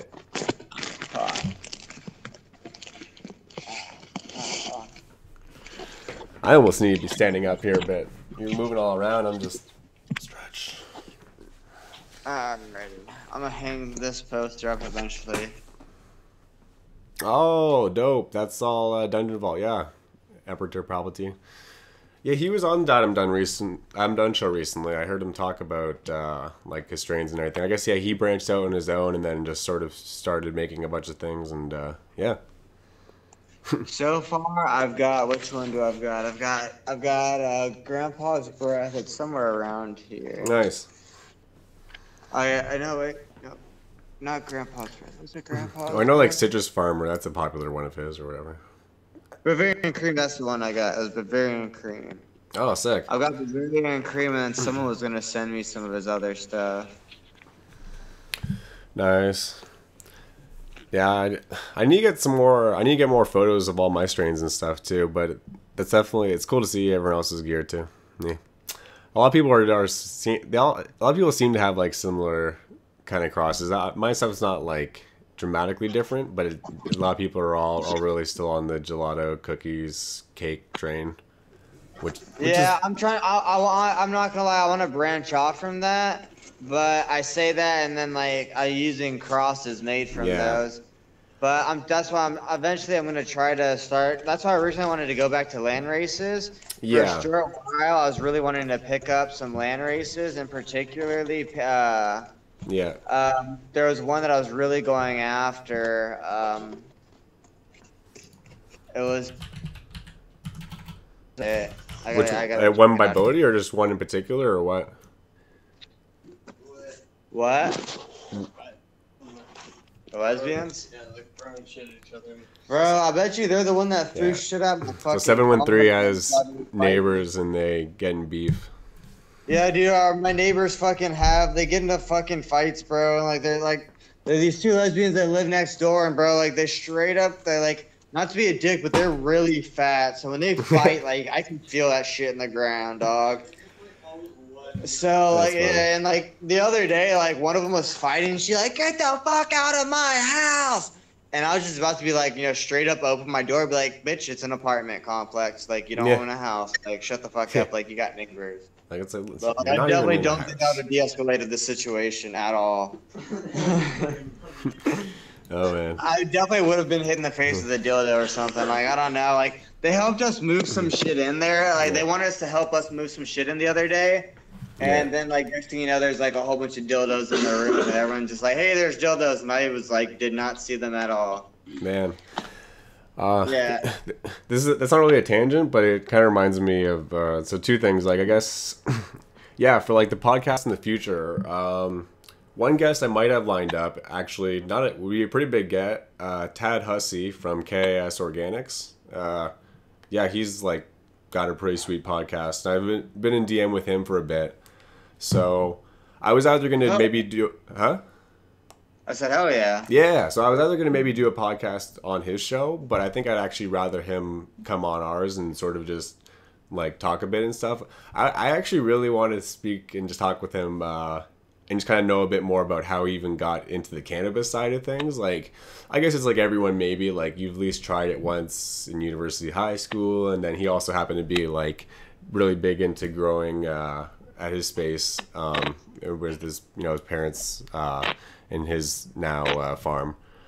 But I also kind of wonder because he doesn't really show always that much of like, the cannabis lifestyle part of it. But I still wonder why he decided to focus on it primarily over other organic stuff. And maybe it has more just to do with the fact that like if you're in the cannabis industry, you're kind of at the top or you're at the cutting edge of like, growing organically or whatever in general. You know what I mean?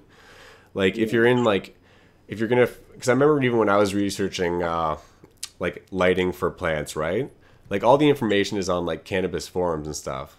It's all gonna be. It's all there, and it's all overwhelming. And like I remember when I was first getting into it, not to cut you off, but Sure. yeah, there's so much out there, dude. No, There's there so is. But what I'm saying is like if you're even just looking into general gardening stuff, whether it's like amendments and stuff, a lot of it you'll end up just at a cannabis forum because that's where like everyone who's trying to nail it down to like a science or really being particular or investing a lot of time is there doing it. So when I first started growing, it was like I had it wasn't cannabis even. I was looking to getting like lighting just for keeping some other plants alive. I can kind of get into that.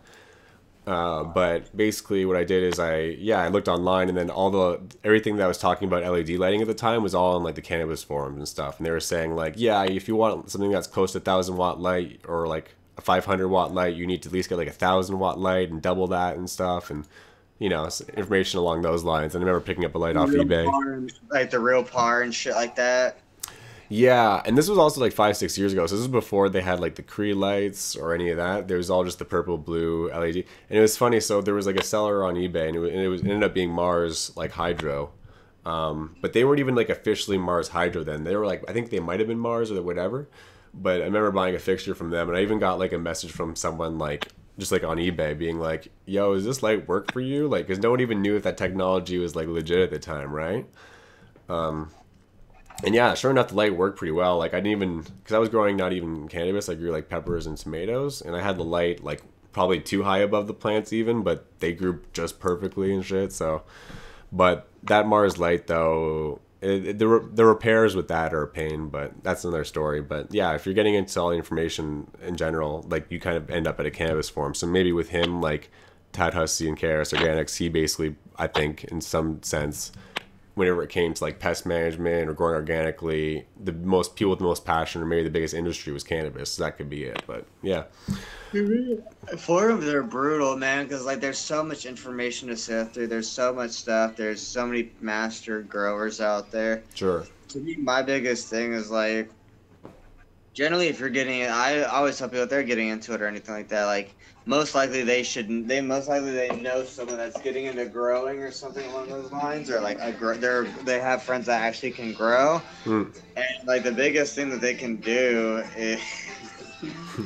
is basically just ask and be like, yo, what's your regimen? Like, for example, like my homie Felony wants to put me on his regimen. I mean, he's got some dope stuff. He grows salts, I grow organic.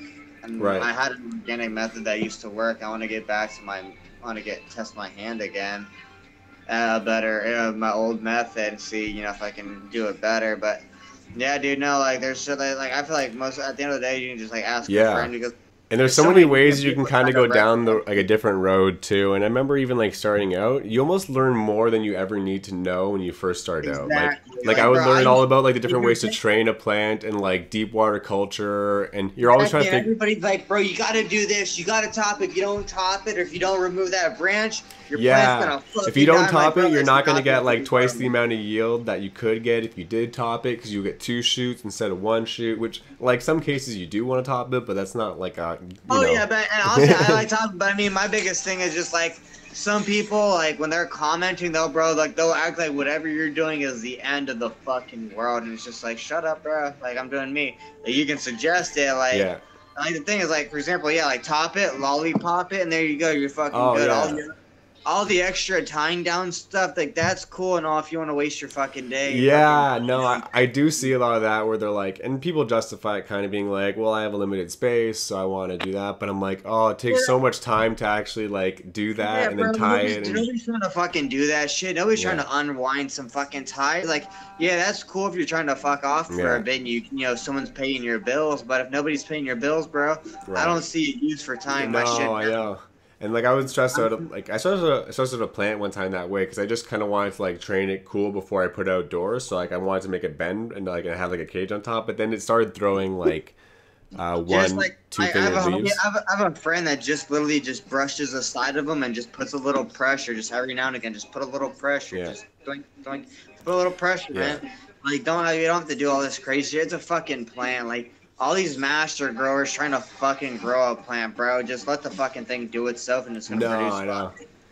Yeah, well, that's just like a little side like note or tangent was just that with it was if you stress out a plant, like I didn't know this like early on when I first started growing, but like when you first grow a plant in veg, it'll have like 1 leaf and then it'll grow 3 leaves and then 5 leaves and it can go up to like 7, 11, whatever, right? Usually it peaks out at like 7 most times. It depends if it's indica, sativa too. Sativa sometimes got more, whatever.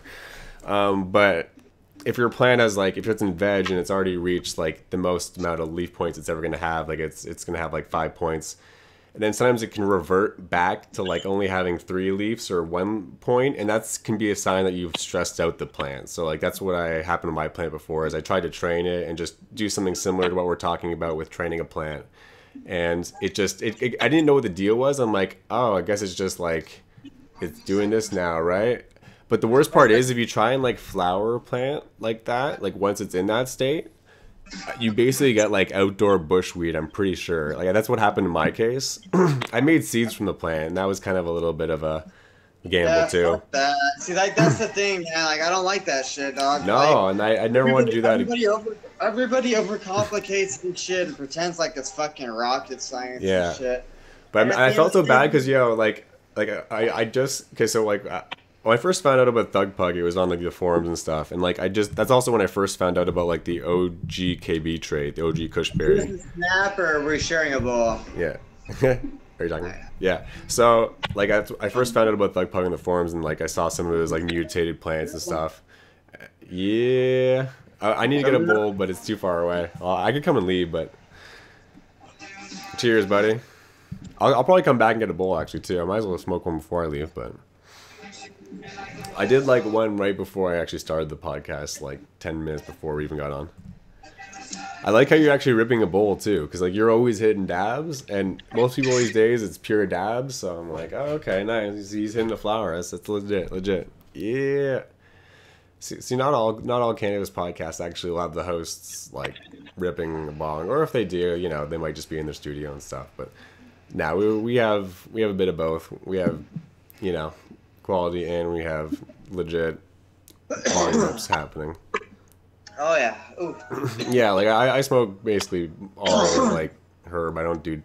I wouldn't say I don't do dabs. 31% grown by the homie. Yeah, nice. Yowza. Yeah. Yowza. I was talking about something just before this too about because I just don't want to totally lose tangent. Oh yeah, so I was talking about Thug Pug and stuff too. So the first strain I got by Thug Pug actually was, I think, the peanut butter jelly. Yeah, it really the peanut butter breath. Yeah, so like Thug Pug, he has like number of strains, but he has the peanut butter breath and the peanut butter, and he has like peanut butter jelly or peanut butter jam. I think it's peanut butter jelly. But anyhow, the difference is peanut butter and jelly. Yeah, so the difference is the peanut butter breath. They both use the do-si-do female, like both the peanut butter breath does and the peanut butter jam. The difference is they use different males. So the male that was used in the peanut butter jam was a Mendo Montage, which was like, I guess, Mendo Montage kind of like cross, like, or Mendo Breath cross or something. And then, yeah, the peanut butter breath, maybe that was also like a Mendo Breath strain or something. I forget was the male exactly with that. Or was it Studley? I think it was Mendo Breath strain or something, right? With peanut butter breath. I'll bring it up on C-Tech. I don't know too much. I should know. I just always get it mixed up. The only Thug Pug year that like I've been paying attention. I'm pretty sure like Pure Michigan is his, but like the only stuff I paid attention to from Thug Pug was the PBB and yeah. There was some other stuff that he made, like, you know, meat breath and salami, like salami leg or some other shit. Sure. Well, that's more recent too. Well, the salami leg is, but yeah. Yeah. Well, then I know, like you said, the PBB. Well, for people who don't know too, like peanut butter breath and some of these other strains, like when I was on, so I'm a member on like rollitup.org. But so he would have like a thread on there. He didn't post on and stuff, but I remember them posting like people at the time who would have auctions for Thug Pug genetics, right? So I think at that point in time on Instagram, people were still doing seed auctions. Like they weren't really like worried about like getting taken down, or they just maybe didn't get taken down easily. But I remember like some Thug Pug, like the peanut butter breath, going for over like $300 a pack easily when it first came out. Like people were dropping like serious cash for like Thug Pug gear. That's crazy. Yeah, and they still are like to an extent, but not nearly like that much, right? So anyway, if you ever want to find out about like strain genetics, the best site that I know of is like seedfinder.eu. It's like, so I'll bring it up on screen here too. So this is seedfinder.eu is basically like the site to go to for like genetics of any strain, more or less. So here's peanut butter breath. We see it's using like the do-si-dos female, which is, you know, an OG-KB crossed with face off. And yeah, it uses a Mendo Breath F2. And so that's the difference between that and the PBJ. Is the PBJ uses Mendo Montage. You can look it up yourself and stuff. But so the first strain I ever got by Thug Pug was the peanut butter jam, and it was actually, I was so stoked to get it because like, one, I had another friend who was really hyping up Do-si-dos at the time, and I was like, what is this, right? And he was like, oh yo, and then he was talking about how, you know, the guy Seed Bank locally, Elite 613 Genetics, he had it. Yeah, I have my homie. He used to talk to me about Do-si-dos back when I was living in Denver. Yeah, I remember I was talking about Denver. I used to be in Denver, and I went through so many. Well, I wouldn't say so many strains, but our companies didn't really harvest too many strains. Like in Denver, it was crazy how uniform. Like Blue Dream is still popular. We had Durban Poison was really big up there. Yeah, and whatnot. Yeah. So like, but anyway, back to what I was saying with. So he had like the peanut butter breath and the Elite 613, the Seed Bank.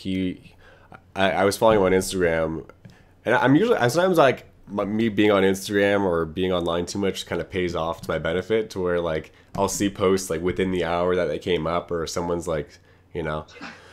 But in this case, like, yeah, Lead 613, he posted he had packs from Thug Pug, and he had the peanut butter jam, and he only had like 10 packs. And I remember I messaged him probably like a day actually or two after he first got like put them up, because I was sort of a little bit hesitant, because like I was pretty low, at least on cash flow. I'm always sort of like a little tight but you know, I definitely had low cash flow at the time. But it was one of those things where it's like, I need this pack, and I actually sort of haggled him down like $10 on the official price, because I was like, hey, you know, whatever. And he was cool enough to actually still send it out. So, but I remember like 2 days after ordering from Elite 613, he like someone on like commented on like the pack list, and like peanut butter jam was already out by Friday. So like he posted on Monday and like all the seeds and the 10 he had, and then by Friday it was already gone. So I was like, oh, dope. And that was my first Thug Pug pack. And so I ran it, and I had like a good male and a good female. More of the stories that happened with those two strains, but one of them was that I actually brought the peanut butter jam to like a friend, right? Nope. You said you bought wait, hold on. You bought peanut butter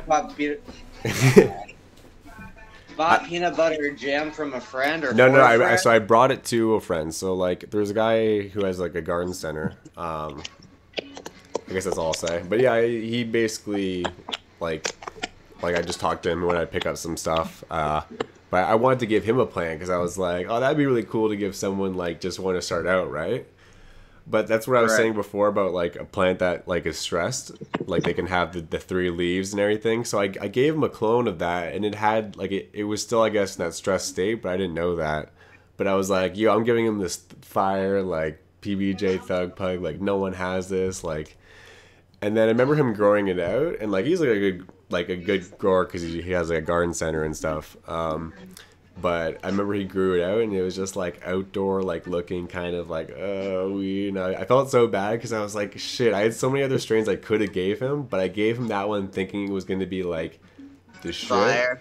But then since then I popped out, I got new phenos, and then like the one I've got since is just like, it was literally like the one that I wanted to give him, and I actually got redemption because I gave him a clone the next year, and he grew that out.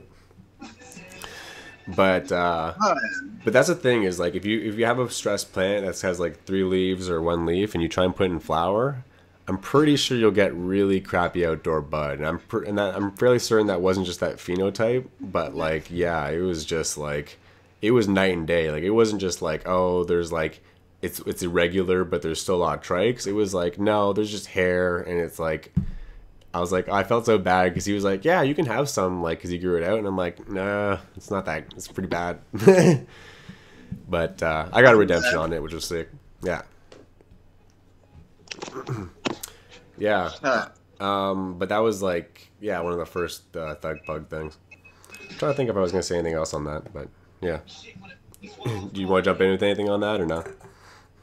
Yeah. It's my story, I guess. I've never grown. I don't have any Thug Pug gear going. I've got someone hunting some Thug Pug cross for me.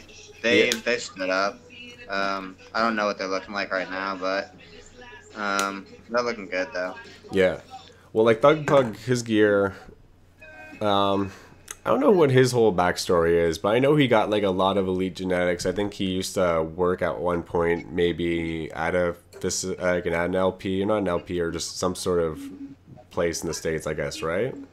And then he left, and then you don't know anything about his history. I kind of know. Yeah, that's sort of what I know. And so from that, I know he got some cuts. I think one of them, the one that he made like meat breath from, like meatloaf, that was one he sort of like rescued. There was like some drama initially. I guess still probably is like a little bit lingering with him in the Archive. You know, our Archive is the one who made Dosey Dose. And yeah. I guess he just like, you know, because he used the Dosey Dose and like for whatever reason that wasn't kosher or something, or who knows. Doesn't like a lot of people messing with his Dosey Dose. He just recently had a lot of beef. He's had to like come to terms with that. I think finally the fact that like I think he always like was sort of cool with it, but at the same time he was really snarky about it. Like I remember every one of his posts on Instagram. Like I follow him just because like I respect the dosey dose and other stuff. But like him and in-house got into it over the Slur King. yeah, well he's pretty like like he likes I think he's protective of his gear or like he came across that way a lot and like. I guess you understand that because but he's also one of those guys who I don't know. You obviously want to be a diligent breeder and be making sure you're getting the best genetics and carrying on like good traits forward. But he's also one of those people who would sort of like be like, oh yeah, if you want to be on my level, you can't be like one of these 10 breeder kind of guys or.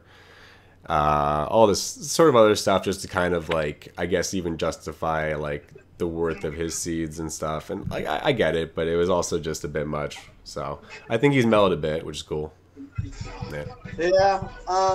One of like going back to like what I was saying earlier, I feel like we started a whole bunch of topics. Yeah, no, we have about, sorry to cut you off, we're like it's 2 hours 10 minutes in, so like I was hoping to go for like up to 3 hours, so like at the 3 hour that'd be sweet or like whatever, right? But yeah.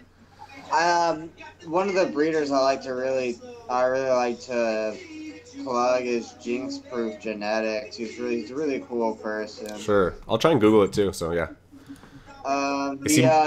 He makes a lot of his sales go towards autism. Oh, so Northwest Families for Autism and stuff like that. He'll buy he'll donate profits. Let me say that. I probably worded that really wrong. Yeah. He donates some of his profits to that. He Herb Naturals. If you enter a certain code that he gives out, some of your money will go towards the charity. Just Petey, actually one of the homies. If you ever see Jinx Proof at a convention, you're most likely going to see Just Petey with him. He's one of the people who actually won my my Medge Challenge giveaway where I gave away those peyote plants, and he's actually going to be making me a glass pipe. I'm pretty excited about it. He makes glass as well, and pendants, and he sells all those pendants and glass for Portland Northwest or PNW or I think some Pacific Northwest Families with Autism or whatever. I think it's Pacific Northwest Roots or no, it's someone different. Huh? You say Pacific Northwest Roots or you're thinking someone different? Hey, Pacific Northwest Families with Autism. Okay, yeah. I guess I just think it's always Roots because that's the one guy I know. But yeah, that's funny. Okay, yeah, I put them up on the screen too for a second. So like that's the website and stuff, and yeah, that's cool. So like, how do you how do you find out about him initially? Instagram? Or? I came across him on Instagram. Yeah. And after I've known about his gear for a little bit, but I've seen him at conventions. He's a really cool guy. He wears really bright clothing. I asked him what his story was. He's a really cool guy. And I started following him on Instagram, and he always posts these Be Positive videos and stuff like that. Cool. He's a really cool guy. And those videos definitely helped me, especially when I got out of jail for getting arrested for those trafficking charges. Kind of like helped me kind of evaluate things. Oh, sick! Like so there's even like more to it than even just sort of like he just someone you knew from. It definitely helped me through some time. So I was like, yeah, I gotta snag some homies gear. Sure. So I grabbed I came across him again. I came across him and I got Vixen, and this is actually before I got arrested. And so after I got arrested, I was just like, fuck it, I gotta run some of his gear. And I've yet to see him since I've got arrested and like tell my story and whatnot.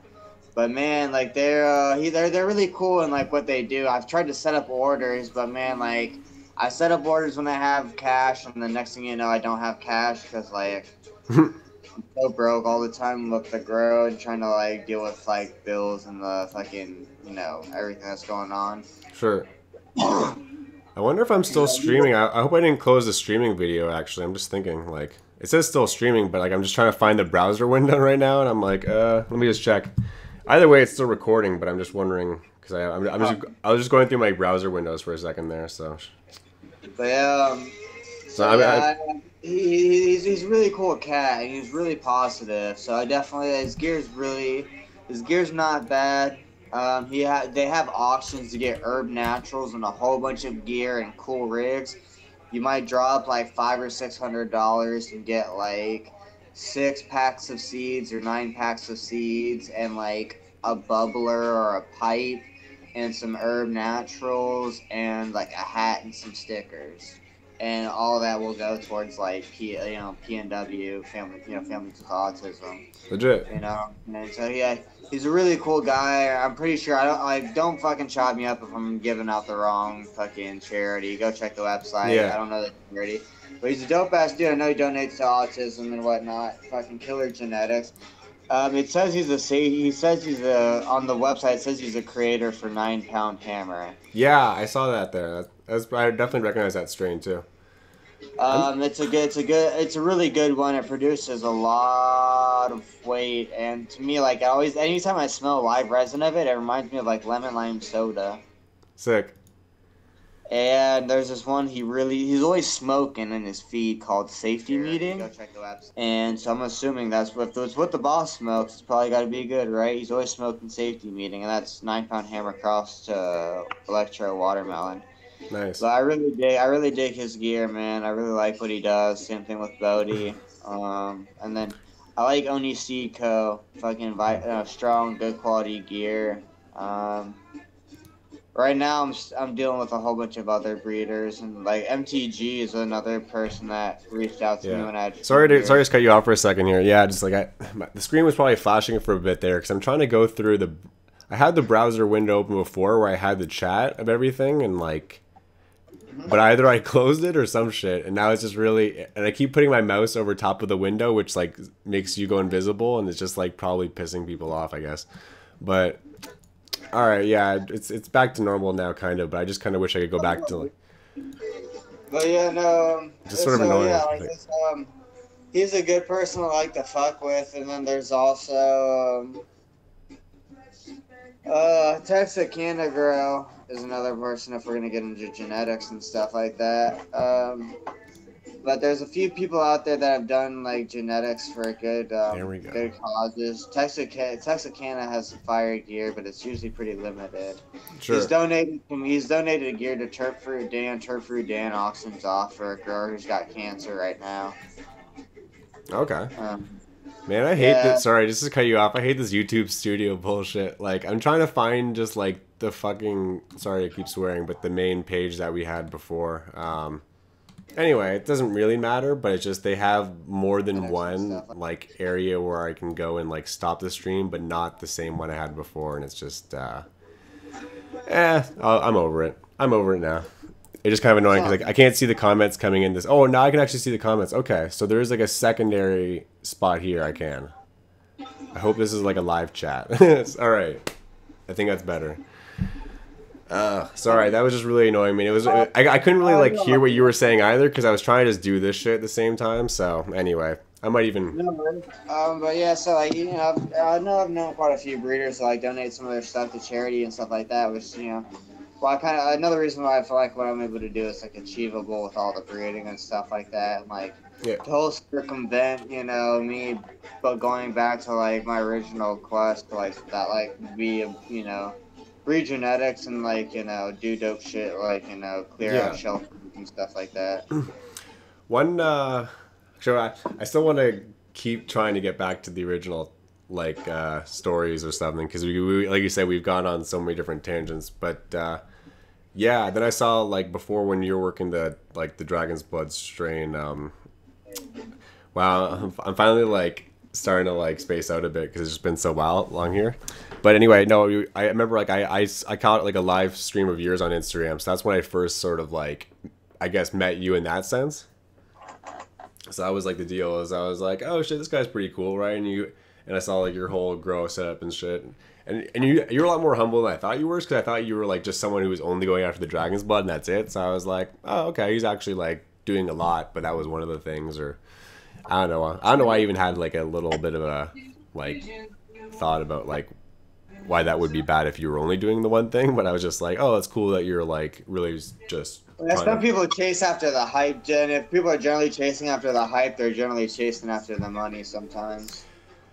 Right, I guess. Yeah, I guess that's the case. And I wasn't really like, I'm not really the person who's like, oh, well, the guy better be doing it proper if he's gonna do it. But at the same time, I was just thinking like, yeah, oh, like okay. one of the biggest things I'm always torn between is like trying to charge money and trying to stay like, because like the biggest thing is like I set out not to be some big wrecker. I've always set out to basically try to give genetics out and provide opportunities to like everybody to be able to like you know like when you're giving seeds out to everybody, Sure. trying to give quality genetics out to people so like people can grow their own fucking medicine and learn and have a fun cool skill and involve them in the process. Yeah, and that's the best part is like getting some people some stuff to start out with, right? Like, trying to charge money, exactly.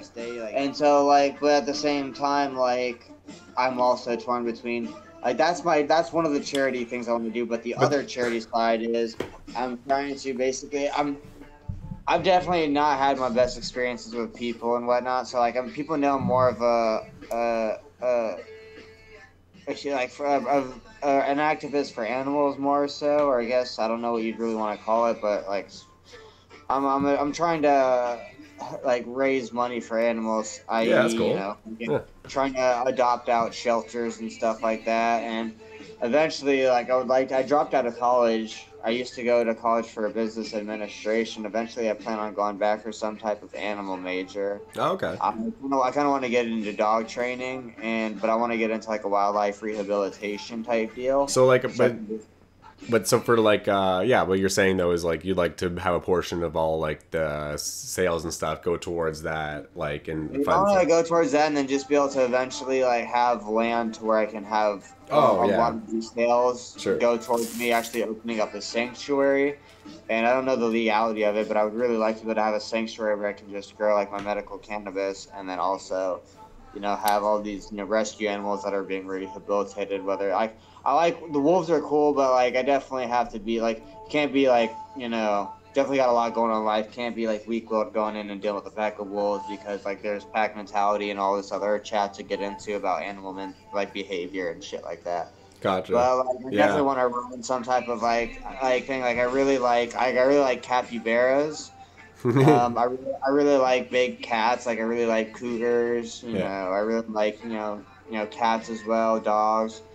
So like wolf dogs, and also like raccoons and opossums, and just like I love all types of animals. So I don't know what type of rescue I'm gonna try to run, but I'm gonna try to try some type of rescue rehabilitation. Funded by said cannabis genetics cells and clone cells and etc. Nice. Yeah. That's dope. That's the end goal of all of this is one day to be. I think in a way to like get costs down, and that's sort of what I'm aiming for too, is just not like monocropping, but like just really limiting it down to like a few select plants basically, right? Because then whenever you pollinate something, like you just get that much more seeds, especially if you have more than one of that female, and then you can even like. So, that's what I want to do is like eventually want to be able to just run a room and just like I have everything being hunted right now by all of these people. Yeah. And so that helps too that you have other people doing it. Like 3 male cuts or like 5 male cuts and 10 female cuts and be like, hey, cram all of these into a 4x8 tent and let these bitches just bush out and just shake the entire fucking tent. And then we're gonna have a bazillion fucking beans, But even if you have just like one male, having like a bunch of females, I find too, is just because the thing is because what I'm saying is like ultimately you want to kind of get a lot of seeds to a lot of people, right? But if you have a bunch of different genetics, I guess like there is a demand, like people want to have different flavors and varieties. But if you can get something that's just like affordable and like potent, and maybe give them like just like a couple options, that might be like enough for the most part. And aside from that, like when you have only like a couple strains that you've crossed, then it's like that much easier to like promote or market even, right? Because you're not like then taking photos of like 10 different plants that you're trying to show people what they look like in flower. Like my biggest thing is like you see on Instagram, you see the post, like you want to be able to fill up a page and say, I've got this whole line, like I'm dropping this line, like LLOA, this. So this. What that's true, but what I've done, like I've done that before. Like I think my first year I had some seeds. I made like 5 or so crosses, and that was just with genetics I first got. So I didn't really even, I didn't have something to compare it to necessarily. But then, and then with the more recently with the peanut butter breath and the Tropicana, I did that where I had like 2 separate lines, kind of right, like one of the peanut butter breath, one of the Tropicana. And it was all that mix, but the only reason I had like up to 10 was just because I'm just trying to like make my own variety to choose from next, right? So like of those crosses, I might not even really work with some of them to much extent, or I just kind of, but if I was actually putting it out for people just to kind of have like a mass amount of, in that case, I would probably, sorry, just moving the wind around here. I feel like, for example, like that's kind of similar to me because like my crosses, like I don't know what I'm gonna do with my crosses. Like some of them I'm looking at 20 beans, some of them have 100. Yeah. But basically mine, I mean, I'm gonna have some people test some of them out, But the thing is, like mine are more or less gonna be like my friends know I'm buying quality seeds. Like it's good genetics. I'm putting them together. Yeah. But what I'm saying is like the only reason I have like that many, but like I just don't see, like for myself personally, like I feel like it will be too much if every year I try and put out like 10 different strains. I'd rather put out maybe like 6 or even narrow it down to one point where I'm only working one line, I guess, because then like the only reason I think you want to have like a bunch initially is because you want people to kind of maybe see that you're trying out different stuff and that you've not just like, because some people, that's what started this whole fucking stupid, crazy hunt that we popped 160 seeds. Yeah. Popped 160 fucking seeds because basically I started becoming more, I wanted to become more serious on my Instagram, so I told my homie, I said, bro, let's pop all of this shit. I met him halfway between both of our cities. I gave him a fuckload of my seeds and I said, fucking do all of this shit. Said, label it, crack. He used a seed cracker, we cracked him. Put them in soil, and I fucking showed up in Eugene later, fucking copped them all, brought them back up here. And this has been the situation ever since. And I've been hunting and hunting and hunting. Legit.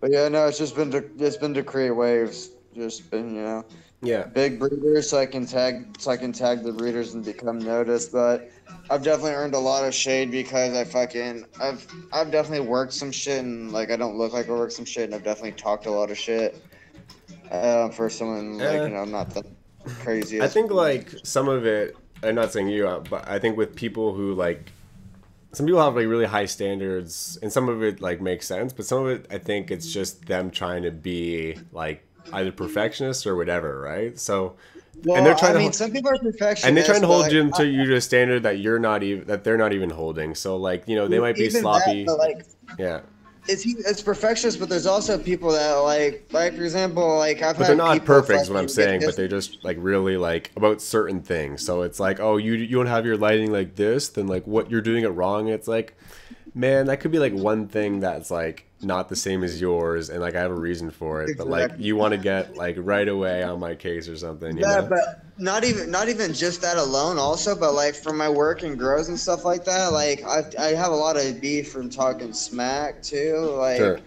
For example, like I've seen it. Like I was talking to my homie, and we were just laughing at this girl, and like. I fucking, like, homie fucking gets hella fucking pissed off when I fucking mention this girl. Or not homie, but someone to mention. He gets really fucking pissed off every time I mention this girl. I'm not gonna lie, it's pretty fucking hilarious. But, they've got a fucking bazillion lights in the fucking top of their grow. Like, literally lights next to lights next to lights. Sure. Yeah, just like way too much wattage. Yeah, made way too much wattage, and the plants aren't even that close, and I'm just like, I can tell you why you're not fucking making any profit off, guys. Like, right the fuck there. I think I'm just lucky, like, because like I think I'm like barely older than you, maybe like 3-4 years or so. But and that's probably not even anything to do with it. But like because I've been on the internet so much and I've been on forums so much, like I've gotten into so many just online like back and forth shit. To where I'm like, I've kind of reached a peak to where like if someone does something, I've sort of been able to hold back, but like I totally get just wanting to like go in and jump in and be like, "Are you serious?" And people even comment on my stuff, and I almost just want to like, because there's things, because people and I'm like, just like, yeah, I feel that. like for example, like I think when people, yeah, and it's a real minority, and it's more just like they figured something out, and then when you don't do it that way, they're like, why would you, like for example, I have plants that I'm just re-vegging right now because they're in flower. And normally you take a cutting of a plant before you put it in flower that you want to like re-veg have later, so you don't have to re-veg the whole plant and stuff, right? But in like this case, I had a bunch of phenos. Like just being realistic, it was like just hard to kind of take a bunch of clones at this time. Like I had that issue with some thrips in the PM, so I also just didn't want to like take a bunch of clones of like these shitty plants that were, and I had gnats, other stuff, right? So anyway, that's why instead of like taking clones, I'm re-vegging these plants now, you know.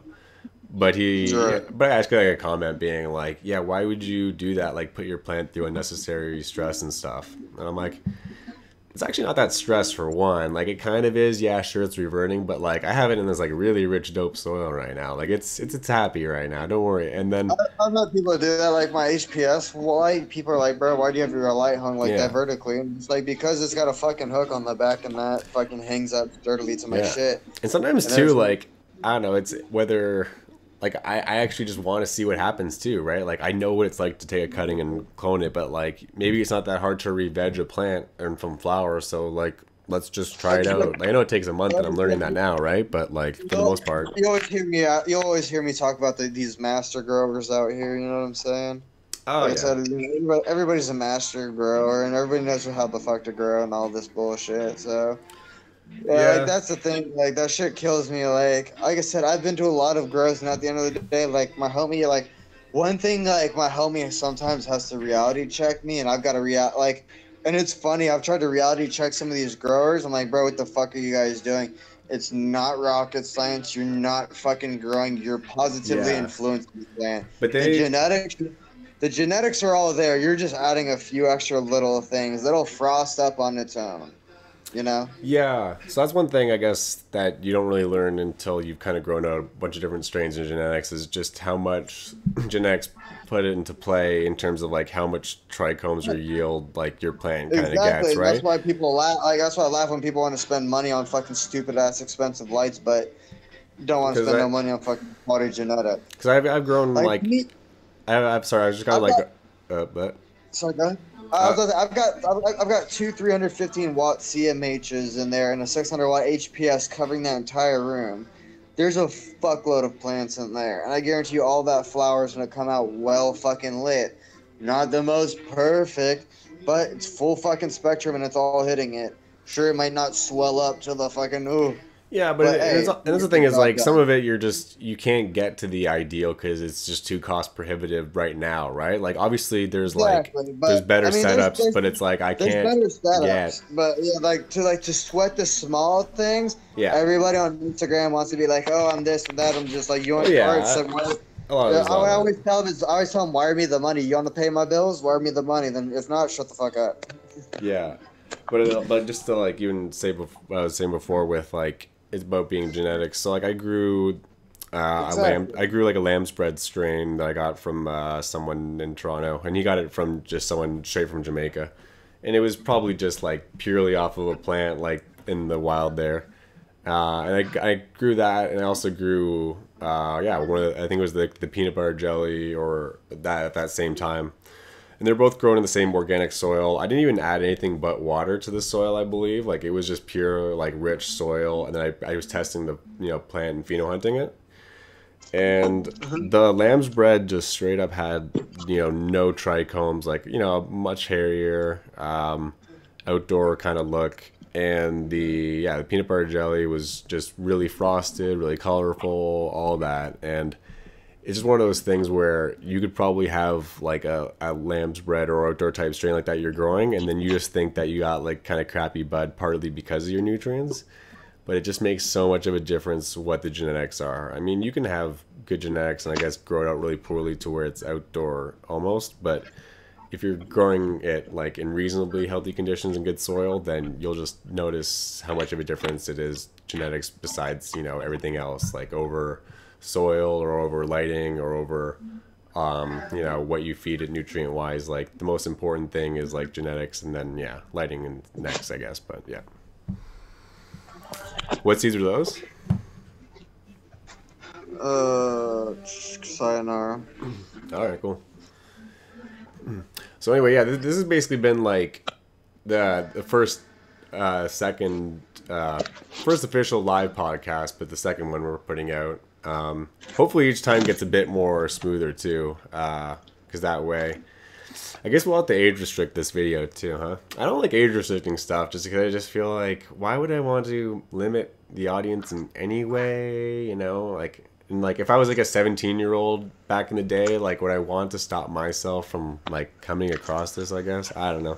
Well, information needs to be free. Like, Well, one thing for sure is like, unless I feel like a real amount of pressure to do it, and like maybe that day will come, but I'm not gonna have one of those like, are you 18 or older to enter this website thing for like intocanada.com or that sort of stuff. Just because it's like a seed website, you know, and not to be cliche, but you know, it's a plant or whatever. So, or whatever. But no, I just don't want to. I feel like if you add that 18A kind of thing, you're almost, you know, you're adding in or feeding to kind of that vibe, right? You're shutting yourself up. Yeah. Why don't you?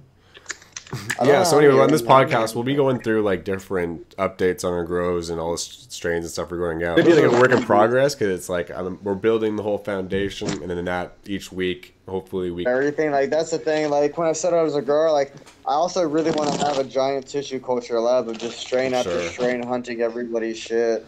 Man, that just seems like too much for me, man. Like I get that, but at the same time, like I can't get to the stuff that I currently have. So to have more of it, I'm like, I'm never going to be the one that can grow these seeds if I have this many seeds, right? Like, there's already fucking way too much for me, bro. There is, like, to be honest. And this is not to be like, sorry to cut you off too, but like not to be all like, oh, I'm on this level, but I actually don't want seeds from people in general. Like even if it's really fire stuff, I don't want to be tempted to grow out something now other than stuff that I've made or something I'm already planning to grow out just because there's just a backlog. So I'd rather, yeah.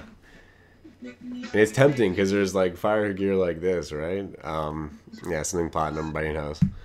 Yeah.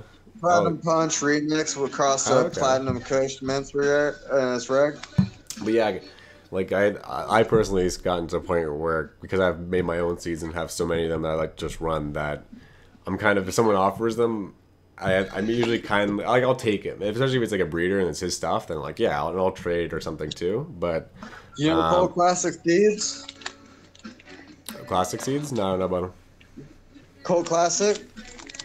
No, I haven't seen that before. Cool. Yeah, see, Cold Classic. They're these people. This was a $200 pack, but I got it for like $70. Ah, Sayonara. Nice. It's Giovanni. Yeah, that was the one I showed earlier. Then this one, mystery shoes. Yeah. That one's I got cement shoes. That one's there's not too many of those around. I got some Bodhi gear in there as well. Yeah. Well, I need you to like you need to like make a list of this stuff, and then it'll help to. I've got a list of all the stuff I've sent out. I've sent out 20 of the 20 packs of gear like this random exotic whatever the fuck shit that I get. Yeah, I get online and I scope out and order. I sent like 20 packs like to all of these like my IG people to hunt for me and help me do breeding projects. One of the biggest people that are on my like roster right now is Sandy Go Chronic. We're in the process of making Mythical Fetish. That's gonna be right now. He's already got a hunted quality purple cat piss, I believe. Nice. And we're gonna cross that to unicorn poop. I'm hoping we get a good quality male. That's I'm funny. gonna send him my 12 pack. I feel like I should have sent him my other 12 pack as well.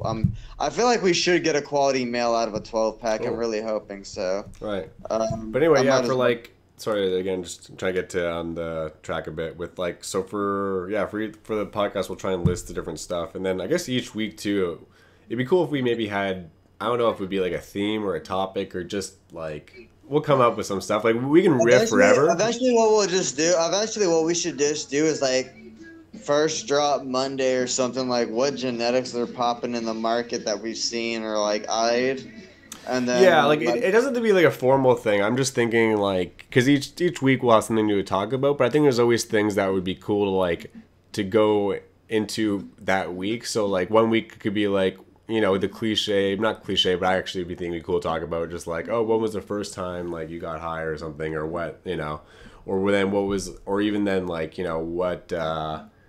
Just bring up some sort of story or some theme, right? It doesn't have to be like every Monday we do this, but like, we're not I Monday, feel that. I got you on that. We'll come up with something. yeah. And you can obviously, you can weigh in too. I don't want to just totally run it all, but that's kind of what I think is that'd be cool each week to kind of. I feel like we could probably do like what's everybody's been most troubling experience in the grow, or like what's been your most favorite strain, or like what's been the strain that's been the most elusive to you that you've always wanted.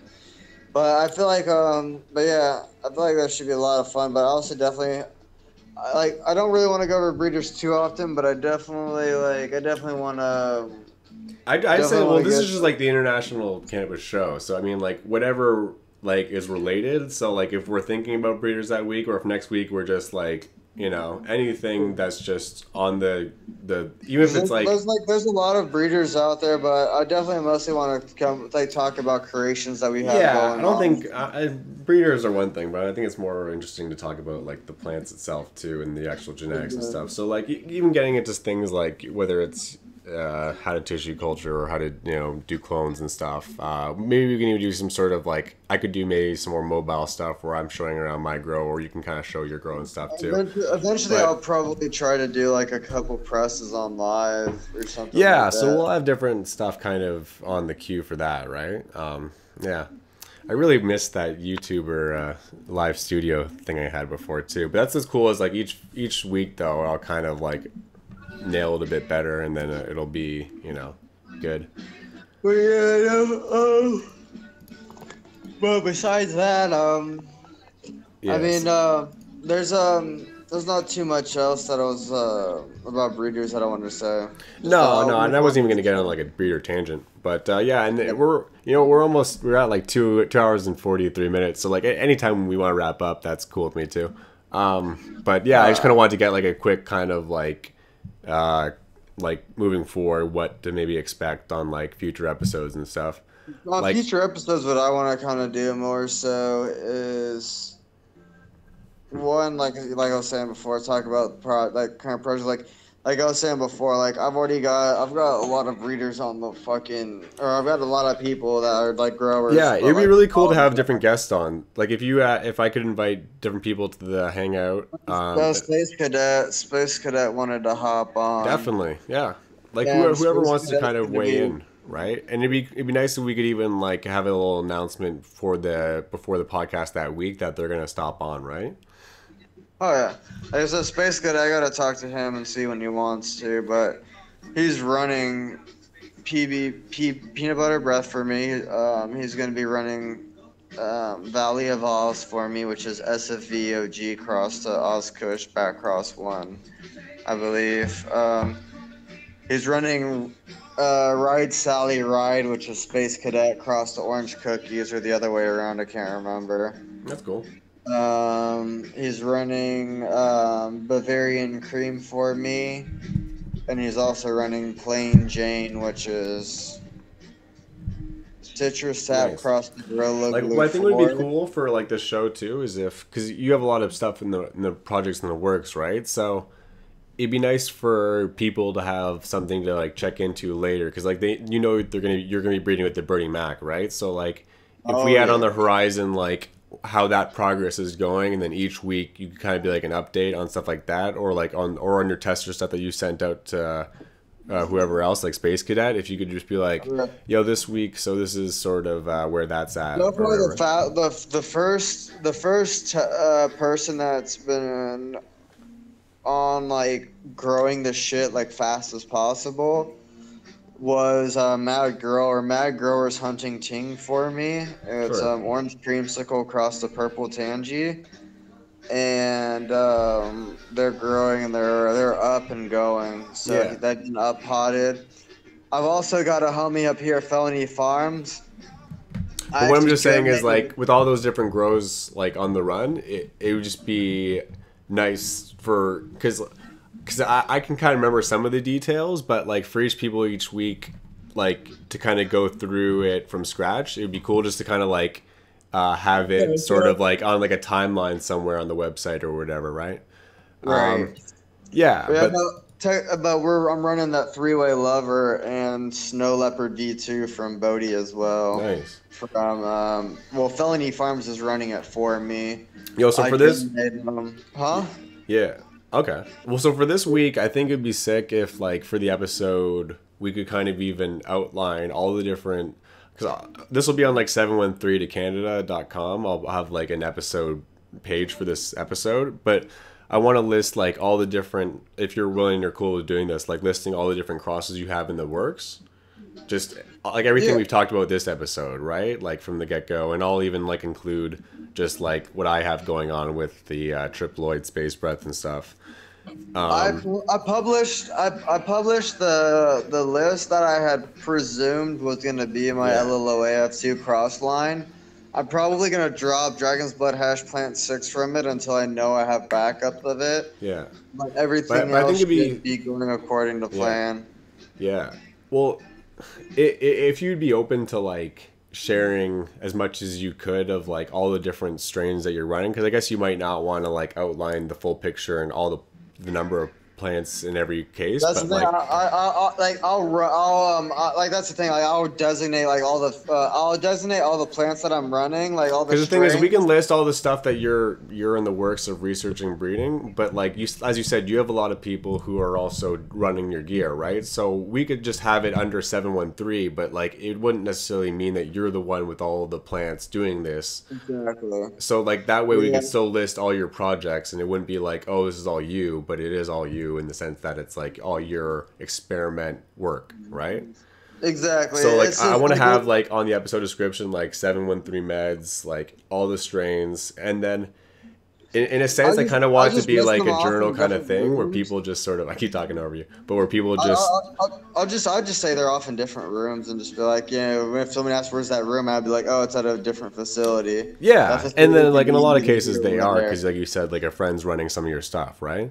So, exactly. So, like, regardless, but I just want to have, like, a complete picture for everyone, and that'd be cool if, like, each week too, like, because they have that in the background from last episode, what's kind of going on, you can kind of, like, maybe, like, have, like, an update, but to have the full detail, because it's almost like I want this podcast to be a little bit of a story too, to where it's like, you know, our grows, you know, like, our situation, and then you know what our projects are, and then each week we either have, you know, new seeds from it or new, like, not new seeds, but it kind of sucks because my flowering time is 8 to 8. If we were able to push the podcast back, like, a little later, like right now it's about to be 7 o'clock.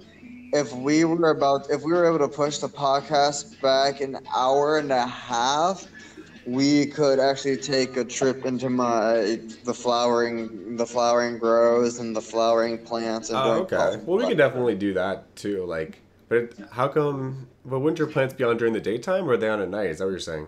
They're on at nighttime. Oh, okay. I guess that's, like, the cost-efficient way to do it because they're heat, right? Or is that the idea? It's cost-efficient to do at nighttime, but also the thing is, with summer coming up, I don't want the lights to be on during the day. Yeah. And then the light. So basically, it would be the perfect environment for me to be creating temperature fluctuations, which would result in PM. Yeah. No, and I like to, like, I don't know. I personally have it on, like, schedule where I just wake up with them and go to sleep, but in here it's different too, because at least we have, like, it's cold. That's how it was. That's how it used to be, but it's like I said, it's just it makes it way easier for me if I rock it that way, just because the summertime's gonna heat up the daytime, and at nighttime the temperature's gonna drop. Yeah. Okay. Well, sick. Well, then we'll have like we'll have a live at one point when it's, like, later, I guess. So it'll be 5:30 this time. Well, yeah, because then it would, because how long until the lights turn on for you now? Like, is it half an hour and they'll go on, or an hour? You said. Hour. Oh, okay. Yeah, I mean, we could go till 11 at one point. It's just that like I have a loud booming voice, and I'm sure I'm already talking for like 3 hours, and I'm trying to be a bit considerate, but it's hard when it's like I like to record on like Sunday, and there's no other day to record that can go late other than like Friday, Saturday, where it's like kosher, I guess. So, but no, like we'll work that in. That's not a problem. I mean, I wouldn't trip about your voice. I mean, worst case scenario, you can I just be know, like, yeah. "Oh, It's just more I that mean, like it's I don't still want to get conscious. into kind of like the like because if I'm not like considerate, then like I notice all of a sudden that they're less so, you know. So you kind of get a Right. little, but yeah, either way we'll figure that out. But that's what I want to have is sort of like a week by week kind of picture, and then we'll also have different guests on, and then I want to cover just different stuff for people who are just starting out growing and stuff too, because we're kind of a few years into it.